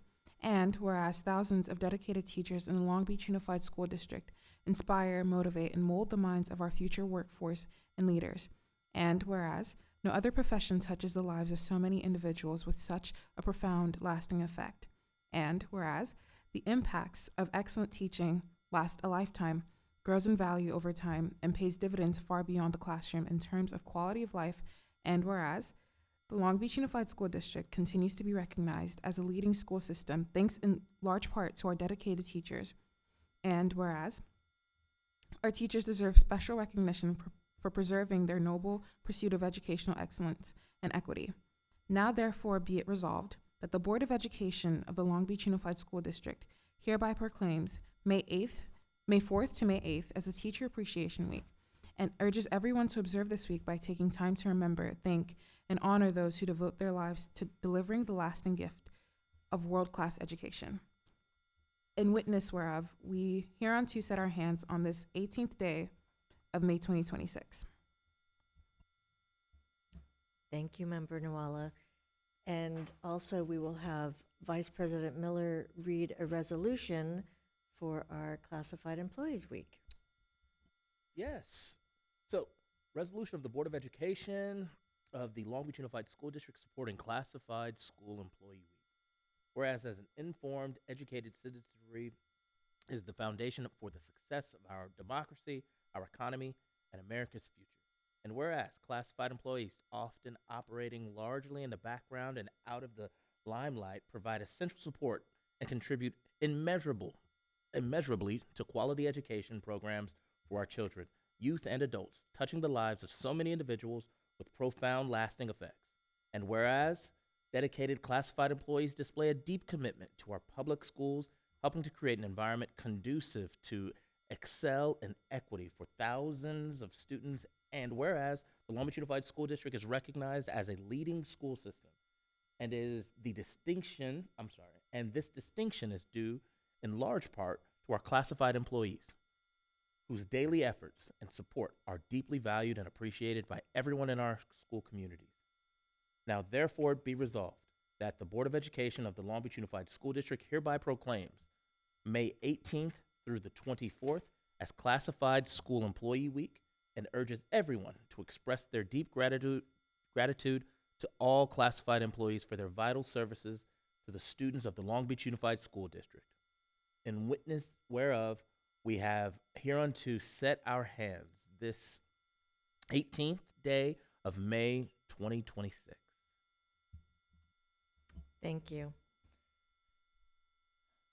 Well, as mentioned in those resolutions, it's not just the board making these declarations that we value these people, but we're also encouraging other people to reach out and thank a teacher, thank a custodian, thank a librarian, thank those that that directly or even indirectly work to benefit our students. It's always nice to just take a moment for that gratitude, as we heard tonight. It's very important and it feels good. So let's all participate in that. And they can make a contribution to the classified celebration as well. Yep. Which is coming up on Friday. Okay, and that brings us to item number 16 on the agenda, staff report, and we will start with a budget update on the governor's May revision. Sure, I'm very happy to provide the board and the community updates on any developments with respect to our budget. On May 14th, the governor released his May revision, which is his last budget proposal to the state legislature before final deliberations happen, and the budget is passed in the mid-June timeframe. We are still in the process of reviewing the proposals. But what we know and what we can put into numbers in terms of impact to our own budget will be incorporated into the budget that we will have before you on June 3rd. As background, the state experienced higher revenue collections within the past few months based on higher than expected personal income tax receipts, largely driven by capital gains taxes. So stock market going up, largely driven by capital gains. The Department of Finance is projecting moderate but stable growth, but inflation is still a source of great uncertainty when it comes to the economy in California. The governor proposed a fully funded cost of living adjustment of 2.87%, which is a bit higher than which was proposed in January, and that was reflected in our second interim. He also proposed additional funding above the cost of living adjustment, bringing the per pupil percentage increase to 4.31%. With that, though, he also proposed a new requirement to provide 14 weeks of paid pregnancy disability leave for classified and certificated employees. Basically indicating that the districts can pay for this additional requirement with the additional monies that he is providing, or the state is providing. The governor proposed additional resources for special education, and we know that the unrestricted general fund provides substantial resources in support of our special education students and programming, so this does help our unrestricted general fund picture. And it is an increase from the January proposal, so this is ongoing money. He also proposed additional one-time funding in the student support and professional development discretionary block grant. Proposed additional, this is money that we received in 2025-26, also proposed some one-time in 26-27, and has increased that amount to $936 per average daily attendance. Also maintained commitment to the ELOP program, Extended Learning Opportunities Program, and maintained commitment to the Universal Meals Program, which provides breakfast and lunch free of charge for every student in our school district. So that being said, there is debate over the long-term sustainability of some of these proposals. But that being said, we're pleased with the proposals, which contain some ongoing funding.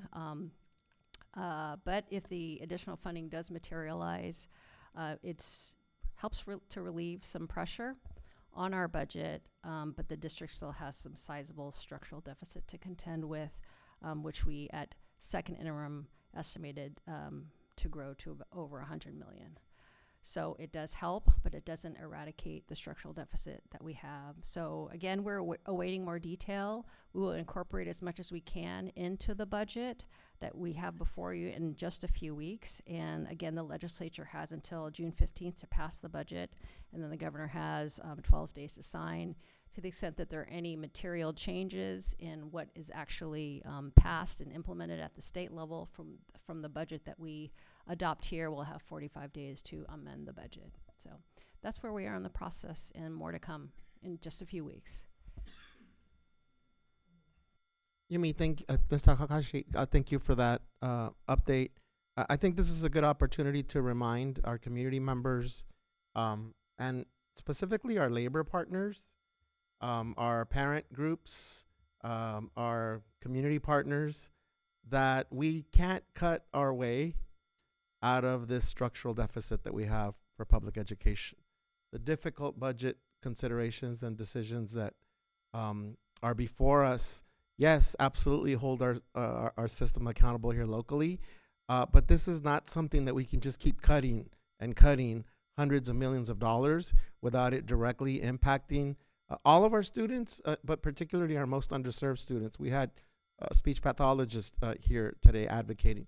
So I think this presents an opportunity. It's not the first opportunity, it's not the last, to come together for our system, our labor partners, our community groups, our parent groups, to really address the fundamental issue here is that public education is underfunded, whether that's at the state level, and yes, it's a better scenario than what we had, but it doesn't solve the issue of our underfunding. Our costs to educate, whether we're talking about our students with disabilities, whether we're talking about our athletes, whether we're talking about our multilingual learners, whether we're talking about our Title I funding, we have an issue, and it's funding issue. So absolutely keep holding our system accountable. But I think more importantly than ever, we have to together work to address the underfunding in our education, because we will not be able, whether it's 100 million or 150 million, we will not be able to continue to cut without impacting, yes, positions, but also materials and supplies, and at the end of the day, the quality of education for all students, but particularly our most underserved students. So the ambitious goals that we have around our board goals and being equitable in budget decisions cannot continue to happen if we do not rally together with our parents, community, students, all of our educators and labor partners to address the inequitable way that public education is funding. So we got money to build prisons. We got money to address all kinds of issues in California. We need to reprioritize and come together around the biggest issue here is the divestment of education. Per pupil spending in California is nowhere near where it needs to be to ensure a high quality education. So absolutely hold our board accountable, our team accountable to decisions we make here, but we're starting at a deficit. We're starting structurally with major challenges. And so I think this is an opportunity. What I don't want to be erased, Yumi, is that they heard sort of good news here. This doesn't address the bigger systemic issues that we have in public education. And I do worry that community will hear positive, and then next year in March, we're back at, again, making really tough decisions.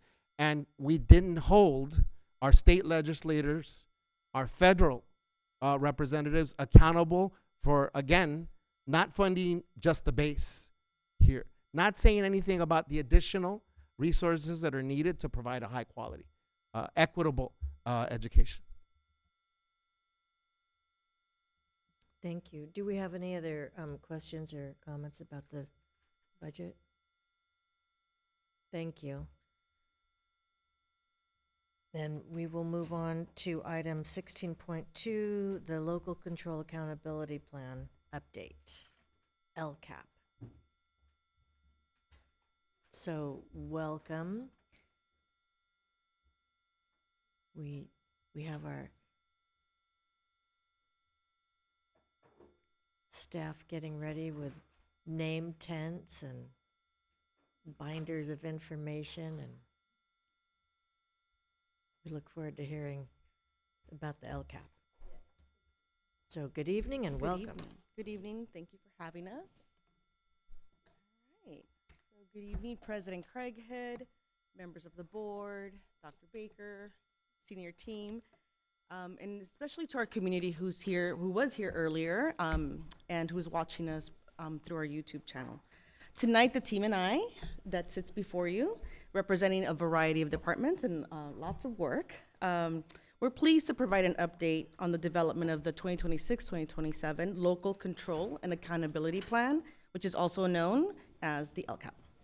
So this presentation today is intended to be informative, to provide an overview of, we'd like to go back and just share a quick overview of the purpose of the LCAP, share the results of our educational partners in our engagement efforts, introduce to the community what they can expect and what we will be calling the first draft of the LCAP, and more importantly, highlight the alignment between the LCAP and our district strategic priorities. More importantly, share how the community can continue to provide input to us before we return in June with the intent of a recommendation for adoption. So the LCAP, just a reminder, is a developmental process that continues to be rooted in collaboration, transparency, and more importantly, our commitment to continuous improvement in our district. So with that,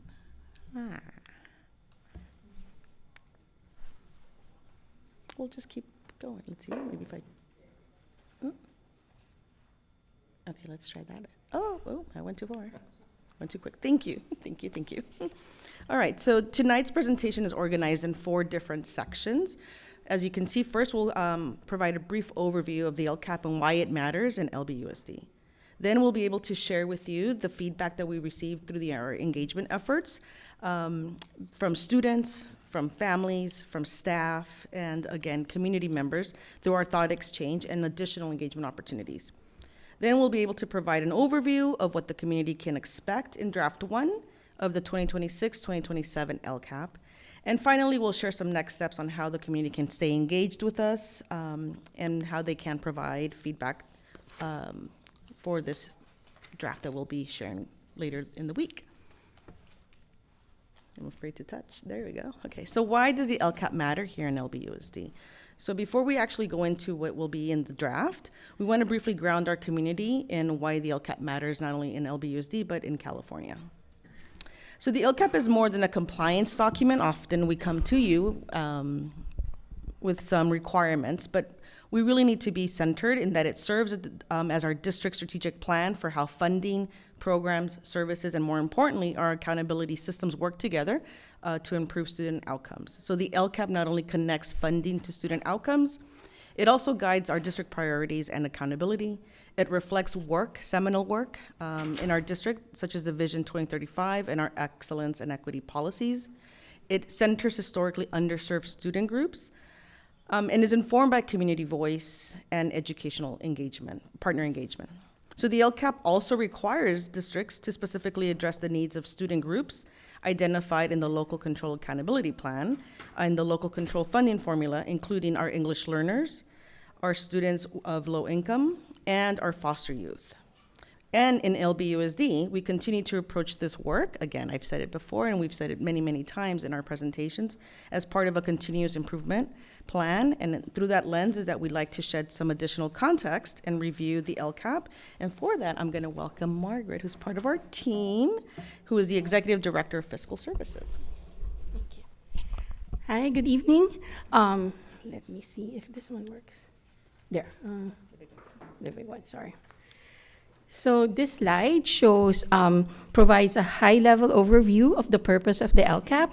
So the LCAP serves as the district's 3-year strategic plan that connects our goal, action, services, and expenditure to improve student outcome and address state priorities.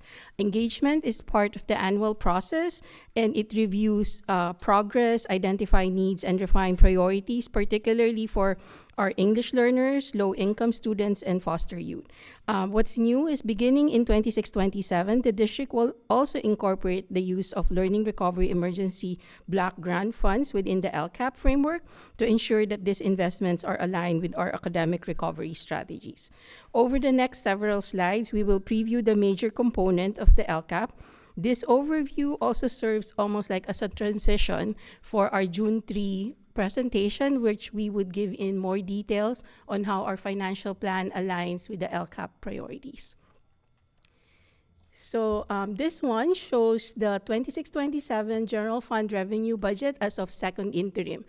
Just to put a caveat out there, the May revise came out last Thursday, as Ms. Takahashi mentioned. So this number have all since change since we submitted the board materials. This is as of second interim. This is the last time that we went to board for our financial estimate. So this would change when you see it in June. But what would not change is that majority of our revenue, about 70% of it, would still be coming from local control funding formula. So the 821 number would be slightly higher because of the Super Cola, but it's still majority of our revenue. revenue. And then we have about 21.6 million in state grants. So this, we're anticipating this to also change. The federal grant would probably be a little bit more stable at 5.5%, and then the local revenues is at 2.9%. So together, all of these funding sources would make up the district's overall financial resources. And in June, we would demonstrate how these various resources are aligned to support student achievement, equity, and long-term strategic plan with the use of the LCAP goals in action. So the next slide, I turn it over to Carmen.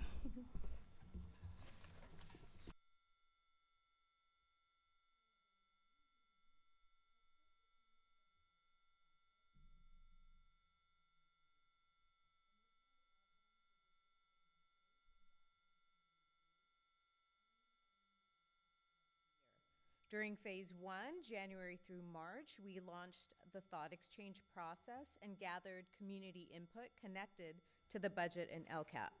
During phase 2, which was April through May, we continued engagement efforts while drafting the LCAP and preparing draft 1 for public review, which will be shared at the end of this week. During phase 3, we'll continue through all the way to June, and we'll refine the LCAP in response to our community feedback, our county review, state guidance, and updated fiscal information. And so this phased approach allows the district to engage the community throughout the process rather than only at the end. And so this next section, we're going to focus a bit more on our educational partner engagement. As you know, this community engagement is really at the center component of how we develop our LCAP. And throughout the year, we engage with students, with families, advisory committees, employee groups, community organizations, district staff to gather their feedback on district priorities, programs, and services. And so we continue working toward authentic and ongoing engagement that supports inclusive decision-making and shared ownership. This year's primary way that we gather feedback, you're familiar with our Thought Exchange platform. And so the question that we asked this year is before you, which was in alignment with our current LCAP goals and actions. What programs and services are essential to support student success with existing resources? And this question was intentionally designed to invite a broad participation, encourage prioritization, and connect community feedback directly to existing district goals and available resources. And several consistent themes emerged from the engagement process, as you can see what participants emphasized and what was, I think, highlighted earlier today during public comment. And so these themes reinforce many of the district's current investments, while it also helps identify areas for continued focus. Our results are highlighted here in our participation data. And so over 2,800 participants, over 1,800 thoughts, and collected more than 43,000 ratings. And the data reflects engagement across multiple educational partners, including our parents and our guardians, our students, certificated staff, classified staff, administrators, and our community members. We're also proud to say that all of our schools across the district and our programs, including Educare, were also represented in the feedback. We saw participation from diverse cross-section racial and ethnic groups, and this level of participation only continues to strengthen our ability to gather that broad community voice and better understand our stakeholder priorities. And so this slide, what we wanted to do was compare the priorities identified in 2023 and the priorities that continue through our 2026 engagement process. Several priorities remain the same from 2023 to 2026, while some new thoughts emerged that are highlighted additionally. So you can go ahead and see those transitions and comparisons, but also all of those priorities are represented throughout our LCAP goals, both in 2023 and 2026. So the results reinforce the community's continued emphasis on both academic outcomes and whole child supports.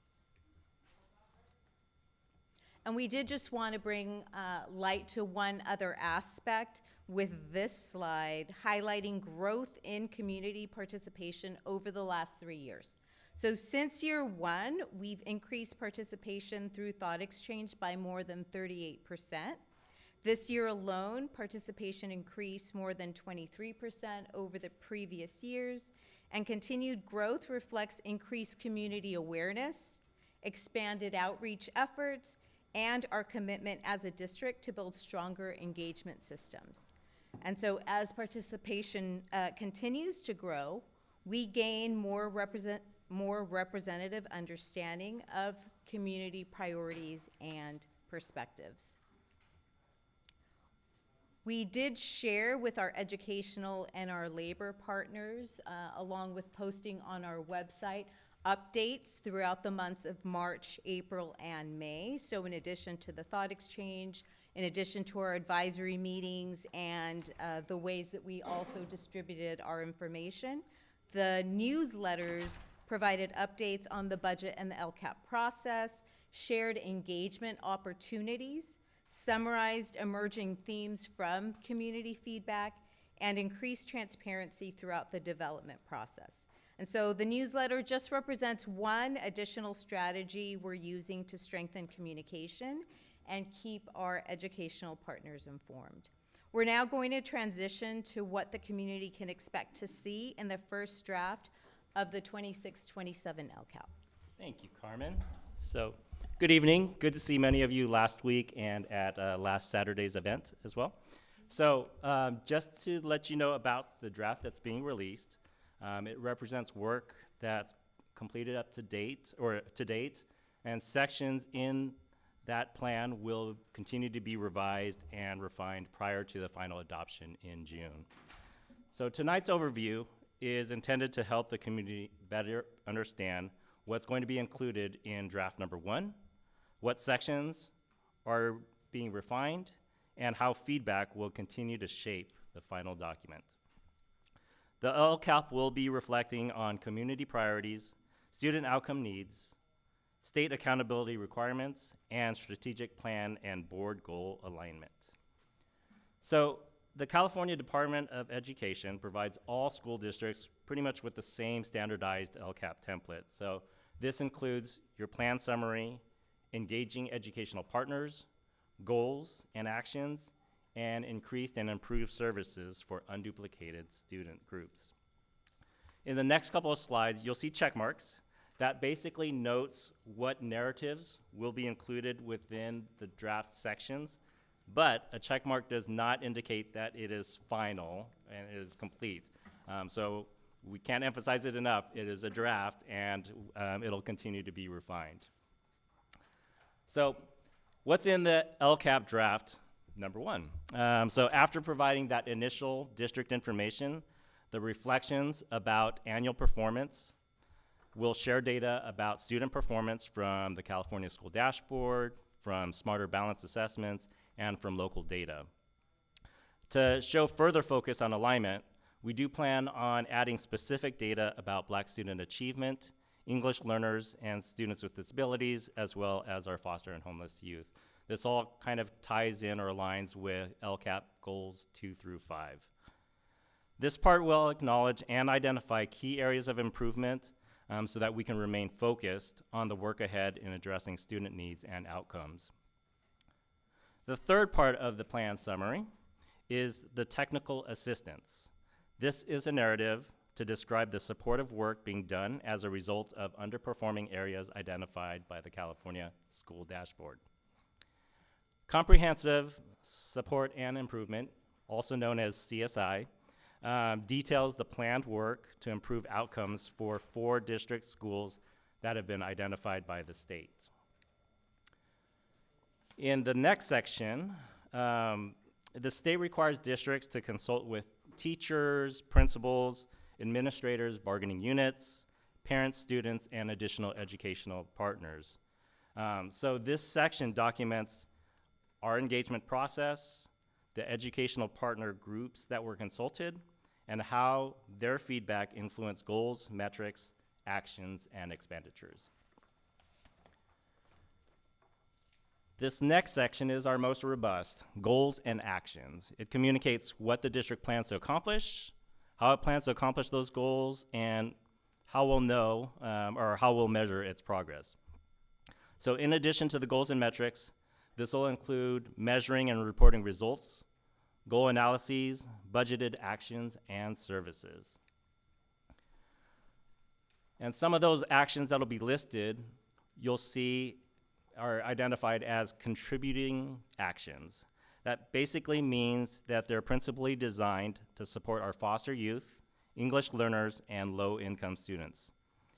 They're detailed in the last section of the LCAP, and it's meant to address the identified and unique needs of these student groups.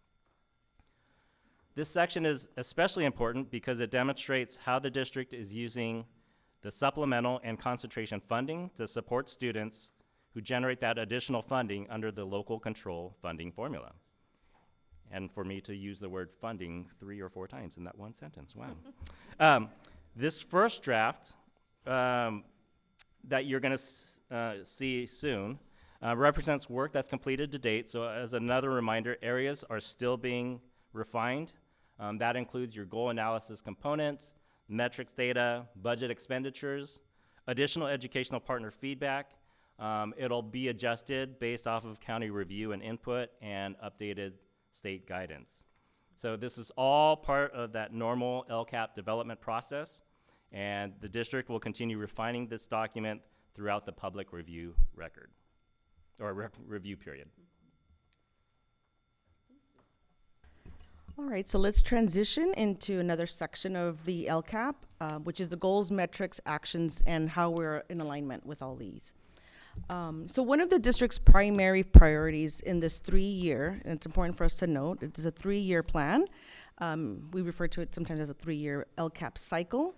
It has been strengthened because we've set out from the beginning to make sure that we're in alignment between a few seminal pieces of work in our district, such as Vision 2035, board goals and guardrails, strategic plan themes, and of course within our own internal accountability systems. So this work is intended to improve coherence across our district, specifically our initiatives, and to strengthen the connection between planning, implementation, and accountability.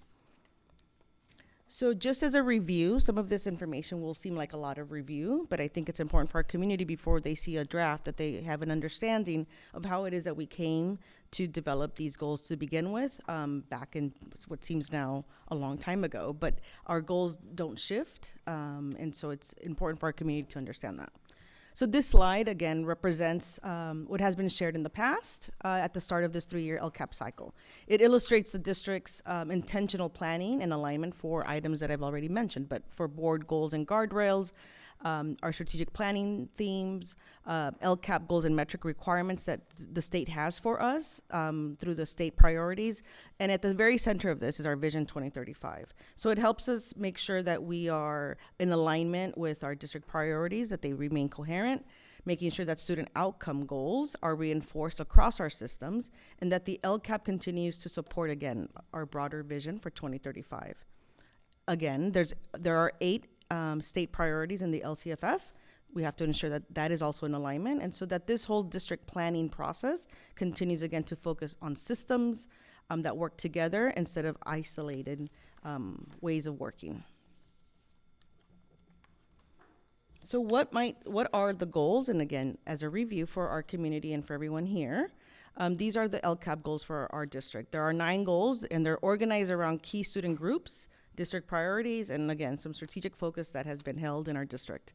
With the first 5, that's kind of, sorry, that looks that way. With the first 5 being high quality learning for not only all students, but specifically Goal 2, Black student achievement. Yeah, that looks really weird. For English learners and for students with disabilities, and also foster and homeless youth. And the next four goals, goals 6, 7, 8, and 9, which gets kind of blurred there, are priorities around engagement, equitable and liberatory districts, transformative change, and then lastly is goal 9 that addresses the state's equity multiplier goal, and that can be very tricky, but in my attempt to explain to our community, I will state exactly the way the state defines it, and it's the equity multiplier provides additional funding to districts for allocation to school sites with prior year non-stability, I'm using some really interesting words, non-stability rates greater than 25% and prior year socio-economically disadvantaged people rates greater than 70%. So in simpler terms, schools that qualify for these equity multiplier funds are schools that have more than 70% of their students have been identified as low income, and more than 25% of the students did not remain continuously enrolled at school during that previous year. So in our district, those two schools that would qualify for those equity multiplier funds continue to be EPHS, or Educational Partnership High School, and Reed. Again, in this slide, we want to provide an example of how the goals are aligned within the LCAP. And so we're just going to use goal 1 as a reference. And yet this is another way to symbolize how goals are aligned to seminal work in our district and the 8 LCFF priorities, because we continue to work to ensure that our goals are not isolated, but instead support the broader district vision and accountability framework. And then with regards to our metrics, yet another way to show to everyone how it is that we are in alignment with our metrics. So these types of alignments are state required measures, but also some internal or local data that also align to our board goals and guardrails. So each of these goals has state required and board goals and guardrails, or internal and local data metrics. And so the structure for each of the goals is to clearly connect investments, implementation, and measurable student outcomes. And each of our goals also has action items, and here are some examples again for goal 1. These are examples of programs, services, and supports connected to goal 1. So some of these actions, as you can tell, include a variety of community priorities.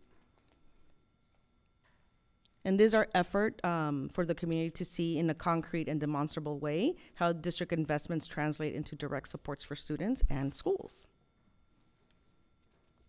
And so lastly, here's a call to action for our community and for any interested educational partner.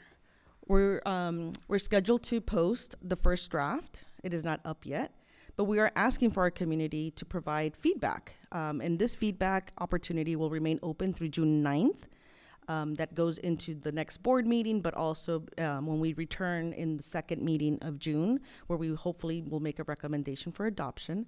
But we're really encouraging our families, the staff, students, any community member that's interested to review the draft once it is posted and continue to provide us with some feedback. It is our duty to ensure that the community feedback remains as an important part of the process and helps strengthen what will be hopefully the final document later in June. So during this review period, sections of the draft may continue to be revised on a few things, based on a few things. So additional staff input, community engagement, but also a key part of this that I want our community to know is even after it may be adopted, we still go through a review with the county and eventually with the state that may add some nuanced changes and updates and edits. So even once we're done here, we stay engaged with the state and with the county in that order.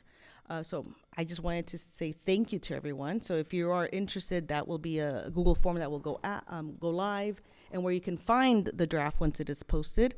It is on our webpage, www.lbschools.net/LCAP. So we want to take this opportunity to thank our partners. That's our webpage, where you can also find any LCAP related information. Currently it will have our draft documents. Any presentation that we've done here, it has that posted. Equally, any presentation we've done with parent groups, it's also posted there. We provide updates and any engagement opportunities. So just thank you for the opportunity to share that we are on pace and moving along in the process of developing our 26-27 LCAP. And we look forward to coming back in early June and then again in mid-June for what we hope to be the recommendation for adoption. Thank you. Vice President Miller, I see you have your. Yeah, first off, thanks again for the presentation. The one piece that I just want to help all of us kind of emphasize here is, as a system, we ask people for comment when it comes to the community check-ins, but we kind of know what some of the impacts are with that level of participation. We've asked for community information in regards to the superintendent selection. Once again, you kind of can see the direct correlation to why a community member would want to participate in the values in which we should be selecting our superintendent. From a student perspective or from a campus perspective, why should a parent or a child want to participate in the LCAP feedback opportunity?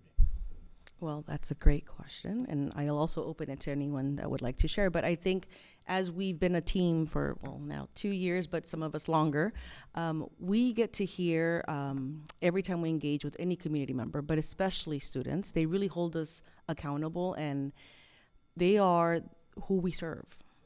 And so their opinions, their views, anytime we get an opportunity to highlight what they are, how they are viewing the work we are doing, we take it very seriously.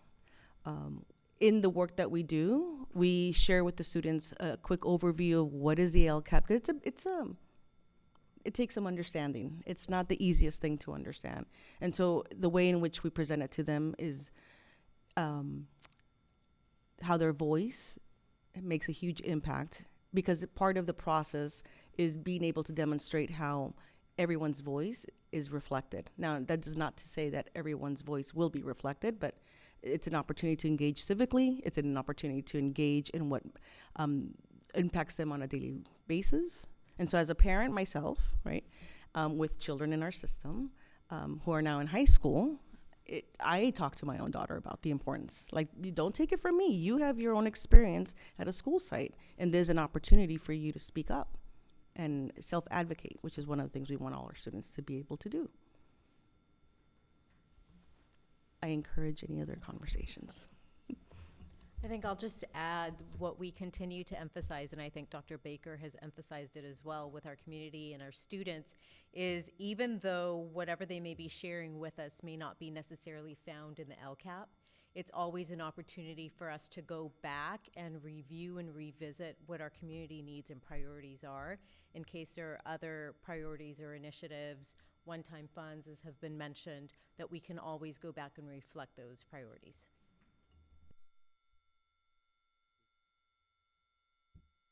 It would be, excuse me, it might be helpful to have just a minute or two on how this came to be. The LCAP, it was Jerry Brown was trying to respond to what the people didn't like about the way we were doing things, and I think Michael Kirst was involved with it and setting it up. Does anybody, can you give me a quick history of that? So before we went into the local control funding formula, we used to be funded with revenue limit. For those of us who's been with the school district for a long time, when dinosaurs roamed the earth. Yeah, right? we still have like the revenue limit, and then about 100 some categorical programs with varying degree of like requirements and whatnot that's coming from the state. So the idea of local control funding formula was to actually put it all into like almost like one funding formula that the school district would get. And the intention was so that it's local control, that the district would decide on what's their priority rather than the state saying, do this categorical program requirement and whatnot. Of course, there's a guardrails between like the different state goals and action.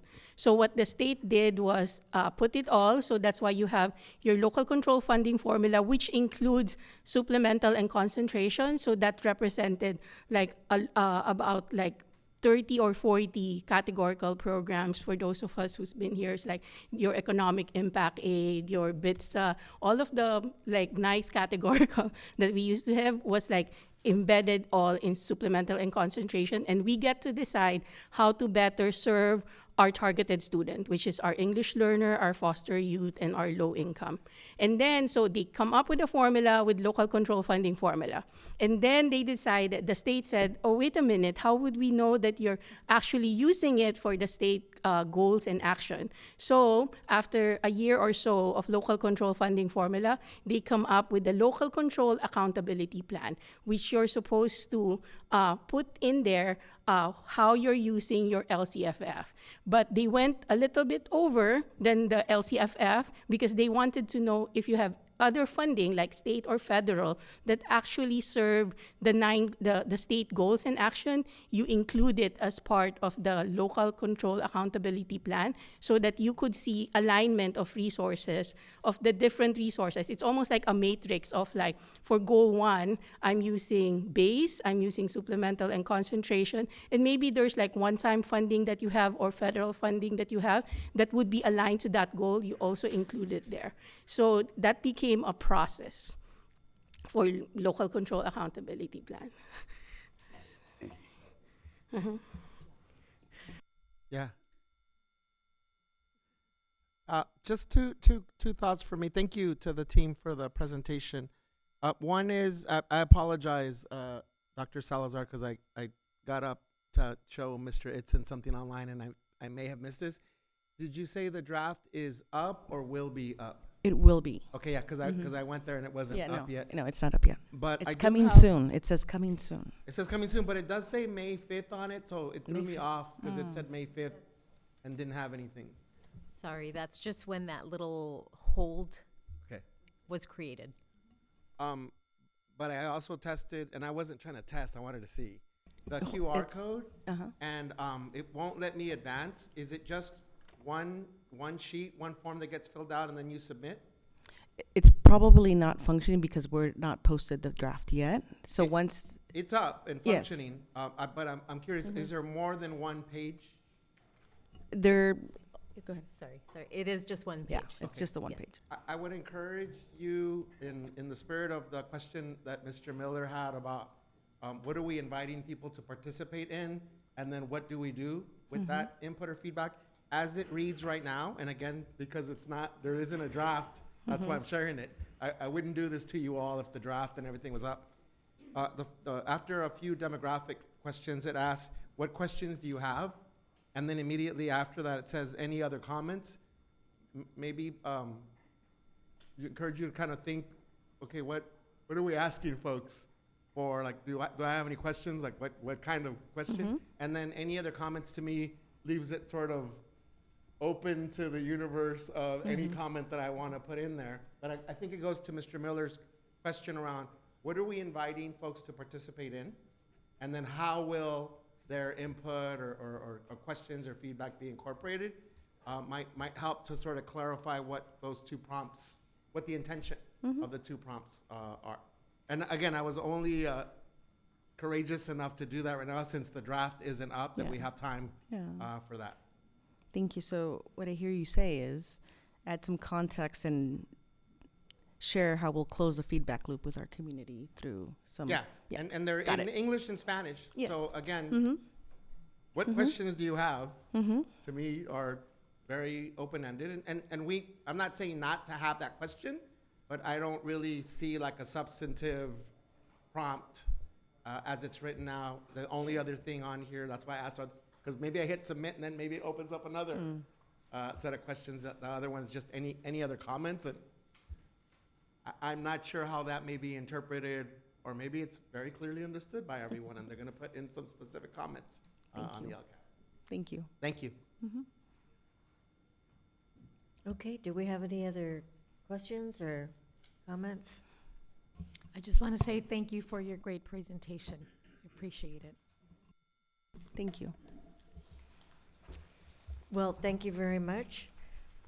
It's nice to know we're right on track with the whole process. And good explanations and everything keeps us all up to date. So thank you. Then we will move on to new business. And the first item under new business is the superintendent of school search process, and I'll have Dr. Benitez get us up to speed. Yeah, very briefly, President Craighead. So we met, as you had referenced earlier, this morning with Leadership Associates and reviewed candidates for the superintendent position. Next steps is that we will invite candidates for interviews on June 7th. More information to come on our June 3rd Board of Education meeting. Great, thank you. And Can I just say on that one, the search timeline shows that on the week of June 8th, the board will complete the validation process of the leading candidate and make final determinations. And I'm just hoping if that involves like us meeting, that it is done in the evening. And that's my only comment. the, wait, I'm sorry, what was your concern? No, I'm looking at the search timeline, and it states that on June 8th, the board will complete the validation process of the leading candidate and make final determinations. And I'm just saying, if there is a meeting that week, I'm asking that the meeting is held in the evening. I don't think that meeting's been scheduled, but yeah, okay. And the next item under new business is student outcome focused governance. And so I will ask Vice President Miller for an update. Yes, just one quick update. It is with sharing disappointing news, as we'll be postponing the District 2 community check-in, as unfortunately I had a major loss in my family, and so I have to do a lot of planning over the next couple of weeks, and so there'll be more dates to come. But thank you, everybody, for your well wishes and condolences, and so appreciate you guys for being understanding. Thank you, and we're sorry for your loss. Is there anything else under the implementation timeline anybody would like to add? No? One thing that I'll add, just for the record, is that we will be bringing to the next meeting the proposed revisions to the monitoring calendar for July 1 start.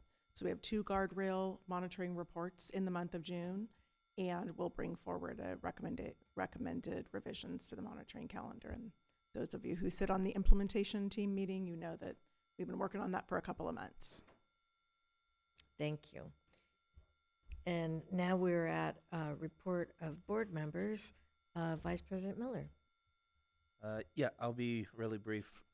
Ironically, the teacher who secured the grant from the Natural History Museum is here, where I got an opportunity to visit the mobile unit over at Nelson Academy. I think that was maybe about a month ago, a little less than a month ago. Yeah, it was pretty gosh darn cool, man. I got to hold I know Mr. Samuels was there with me, and I got to hold a whalebone and see some plankton and all kind of interesting underwater sea creatures. I will be completely honest with you. There's a part of me that was completely freaked out. But I must say, for our students, it is one of those unique opportunities that I think will leave lasting impressions on future marine biologists. I think it also changes the perspective on the way the kids think about our Earth and its preservation. And so, all things considered, it is another one of those great opportunities that our kids got to experience, and it was due to the efforts of a very ambitious teacher we have in our system. So thanks again. I also wanted to thank all of our teachers for their great work during Teacher Appreciation. During Teacher Appreciation Week, obviously I know it was a couple of weeks ago now, but all things considered, it was last week, but all things considered, our teachers are the backbone of the success that we have in our district. I would be remiss if I didn't acknowledge that a part of who I am is because of some of the great teachers that I had through in the system. And all things considered, I know that there is a generation of young people who are benefiting from all of the fun PD days that have been designed by the admin team, and all of the financial security that is provided by the paycheck that they receive from the district. But all things considered, they're with us because of, well, they do the work that they do, more importantly than any paycheck that they receive or any PD day that they have with the district. It's because they love students, right? And they want what's best for the next generation. So I just wanted to give them a big thank you as we recognized them for their efforts. And last but not least, I got an opportunity last week, geez, everything's blurring, this past weekend to attend the Robo Bowl. It's one of my favorite events, man. I will say almost 15 years ago, I was working with a cohort with Leadership Long Beach, and we hosted the second annual Robo Bowl at a brand new high school that used to be DeMille, obviously now called Ernest McBride. All things considered, when we hosted it back in 2014, we only had about 8 schools, and there was about, I would say maybe about a little bit shorter than 200 people there, but it was a great event. Now to look at I think we're at the 15th annual or something along those lines, and there was almost 1,000 folks in that gym. It was just fantastic to see how much it's grown, but more importantly, how we have planted the seeds of interest in regards to science, technology, engineering, and mathematics to thousands of young people. And obviously, that is a big kudos to the work of those teachers, the work of the volunteers that hosted the event. There were some fantastic donors who helped put on the event as well. We had some previous teachers donating. We had a big contribution from the port, and so any and everyone who had anything to do with the Robo Bowl 2026, I just wanted to thank you for your efforts, because my goodness, was it not just a fantastic event, but I know it's going to leave a lasting impression with these young people. And so once again, big kudos to everyone involved. That's the end of my report.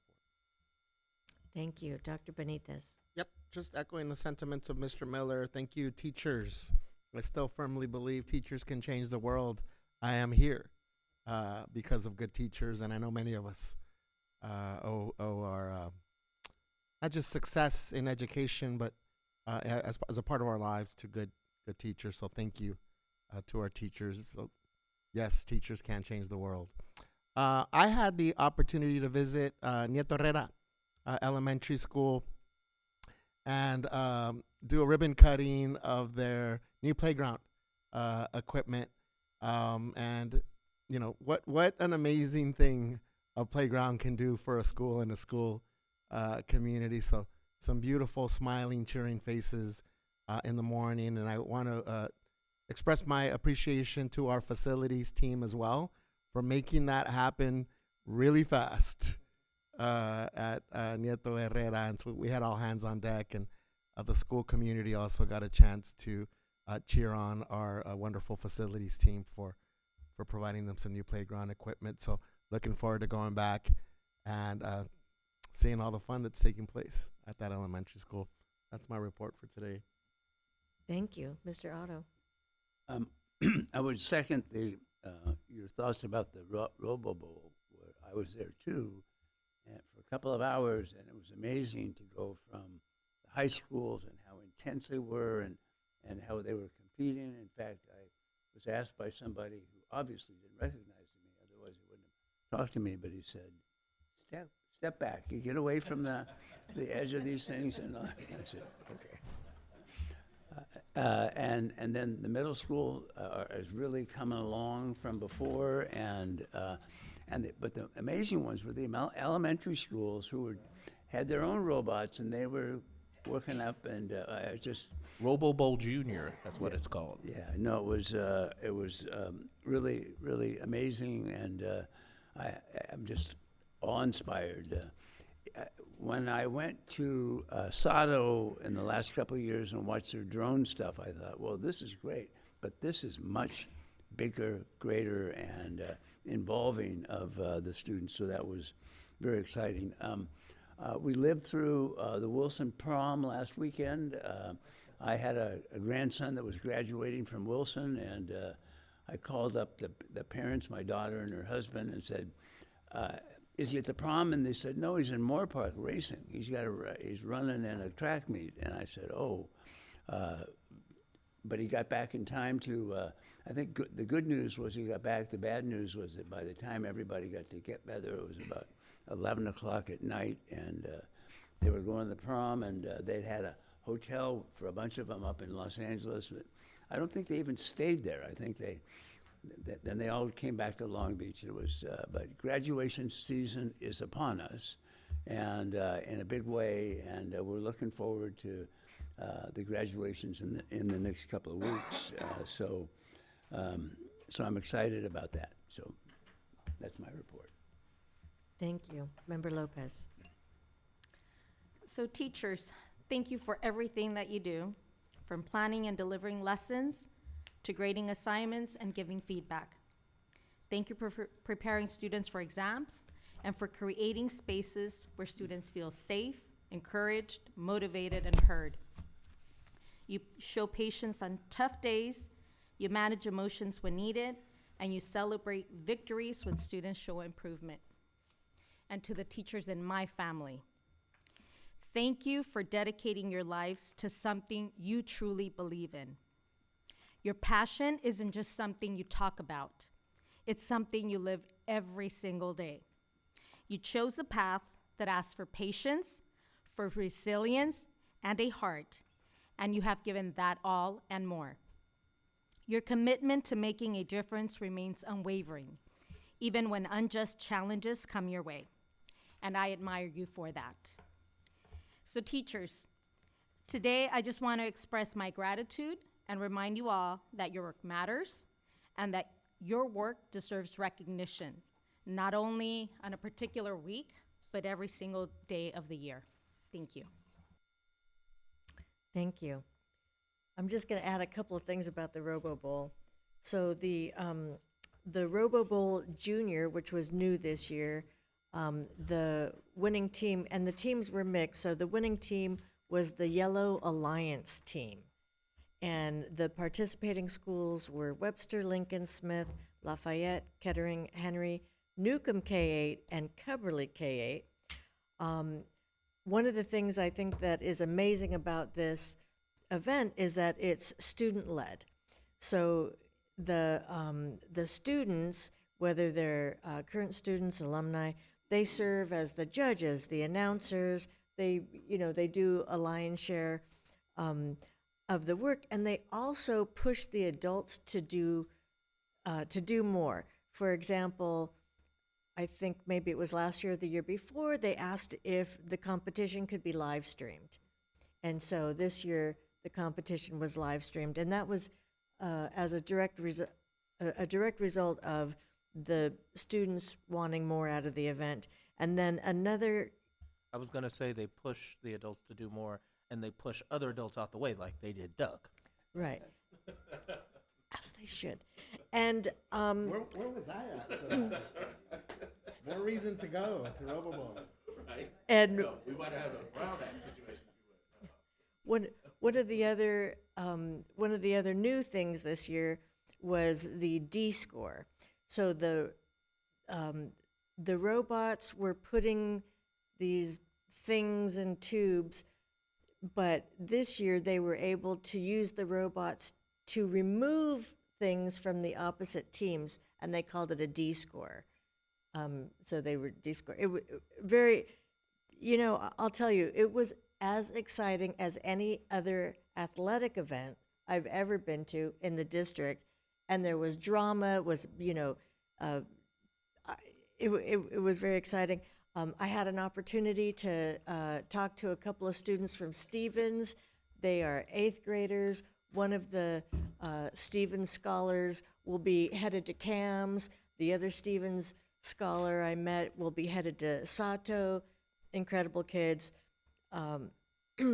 Always impressed by our kids. And then also yesterday, because today's Monday, yesterday was the Pride Parade, and our team did a great job of decorating the truck. Usually the truck is, I'll just say, kind of a plain Jane, and we have a banner, whatever event we're participating in.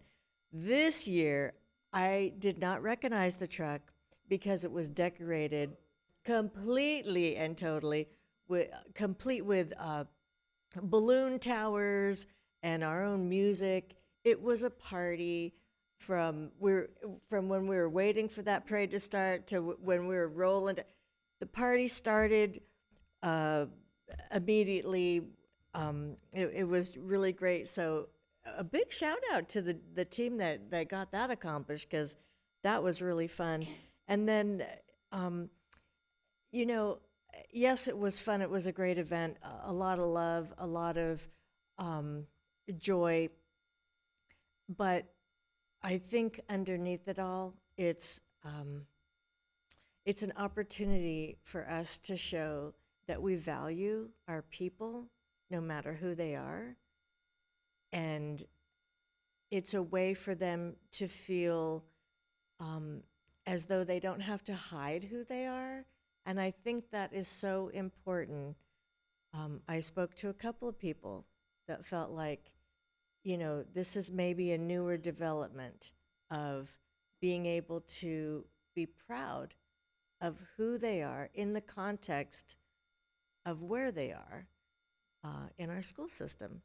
And so I, for that reason, enjoy the opportunity so much. So, Dr. Baker. I'm so sorry. May I? I'm so sorry. We hear a lot from our high school students about the amazing things that they're doing at their school campuses. But I just wanted to reaffirm once again the amazing work being done not only at our high schools, but our elementary and middle school campuses. We've heard from our colleagues on the board about the Robo Bowl. That was truly amazing. But I want to reemphasize again the RSVP middle school town hall that I got the opportunity to experience. These students were across school sites. None of them were from the same school. And somehow, middle school students who were busy on their own time, most of them don't have phones, found a way to organize themselves to meet with one another over Zoom, to collaborate in person, to talk to their teachers, hounding adults for resources. Like they found every single thing by themselves, made actual slide deck proposals, like suggesting genuine solutions to every single issue that they talked about. Even most of them providing counter arguments. Like, wow, truly amazing, amazing, amazing work. So I just wanted to affirm that again, that our middle school and elementary school students are doing genuinely tremendous work. And thank you all so much for continuing that support. I am so proud to be part of a district that centers student voice and makes sure that we are leaders in everything that we do. Well, that's a wonderful transition. And actually, there's in addition to the high school RSVP that closing event that will take place on Thursday, elementary has a closing event as well on Thursday. Okay, so we're all closing up, but that is wonderful to hear about the impact that you feel that has, Board Member Nwala. So just a few things. It is wonderful. It was unplanned, but to appreciate classified and certificated staff on the same night because of the meeting shift. We had that before us, and I'm so glad the opportunity was taken to read the resolutions aloud. We are so fortunate to have the workforce that we have, both in classified and certificated. We celebrate them in different ways. So teacher appreciation was celebrated in ways, and then Friday we'll get to also celebrate our classified staff. And just want to encourage schools and offices to ensure that your classified staff is able to come. It is a middle of the day event, but it's scheduled between 11 and 2, so staff can structure themselves and be able to attend and be celebrated, enjoy a lunch, and enjoy, usually there are lots of games and prizes and things that go out to our classified staff. So we look forward to continuing to celebrate you. On Saturday, I also had the opportunity to welcome about 1,000 students who were participating in the ACE mentor program, Architecture, Construction, and Engineering. The event was a regional event. Los Angeles County and Orange County held together at Jordan High School. Also included our Jordan students and McBride students. So this is a program that pairs mentors with our students to do a project. This project required them to think about a plot of land around Dodger Stadium with very specific specs, and then to build a model and learn all about budgeting, et cetera, for a project. So in addition to the event itself, 4 of our students received scholarships. I just want to recognize Camila Gomez from Jordan High School, Cynthia Marquez from Jordan High School, Ashley Ramirez from Jordan High School, and Madeline Lopez from McBride High School. This is an opportunity for them to learn, but also to put money in their pockets for college. So wonderful to see that success. I would also like to share the most inspiring student are up on our website. So live on LBUSD YouTube, you can see our amazing students from every school celebrate their success. Administrators and teachers have highlighted them, and you'll see the wonderful way that we're celebrating our most inspiring students. And then to some upcoming things. So this week we have elementary school open house. Many of them will take place tomorrow evening, followed by middle schools on Wednesday evening. In fact, that's the reason why we're meeting on Monday, is to clear the way for families, ourselves, and community to be out in schools for open house. We have upcoming Black Grad on May 31st for those who want to participate. And then my final announcement is this year we have almost every single graduation will be live streamed. So in addition to going in person, our team last year tested out some ways to do live streaming, and almost every single graduation this year will be live streamed, which we anticipate will increase the participation and give families an opportunity from wherever they are in the world to participate. Dr. Benitez, you want to share what this is? Please. I completely forgot. Dr. Baker and I participated in a community program called SEED, focusing on parent engagement and schools, education, empowerment, and development.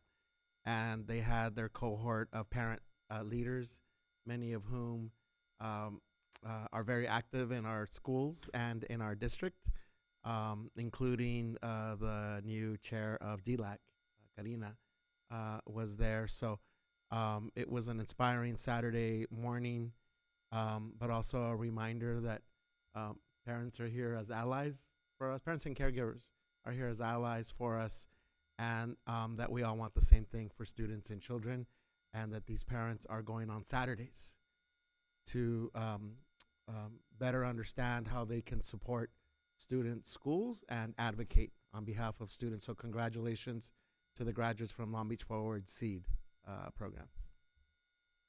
Thank you. Thank you.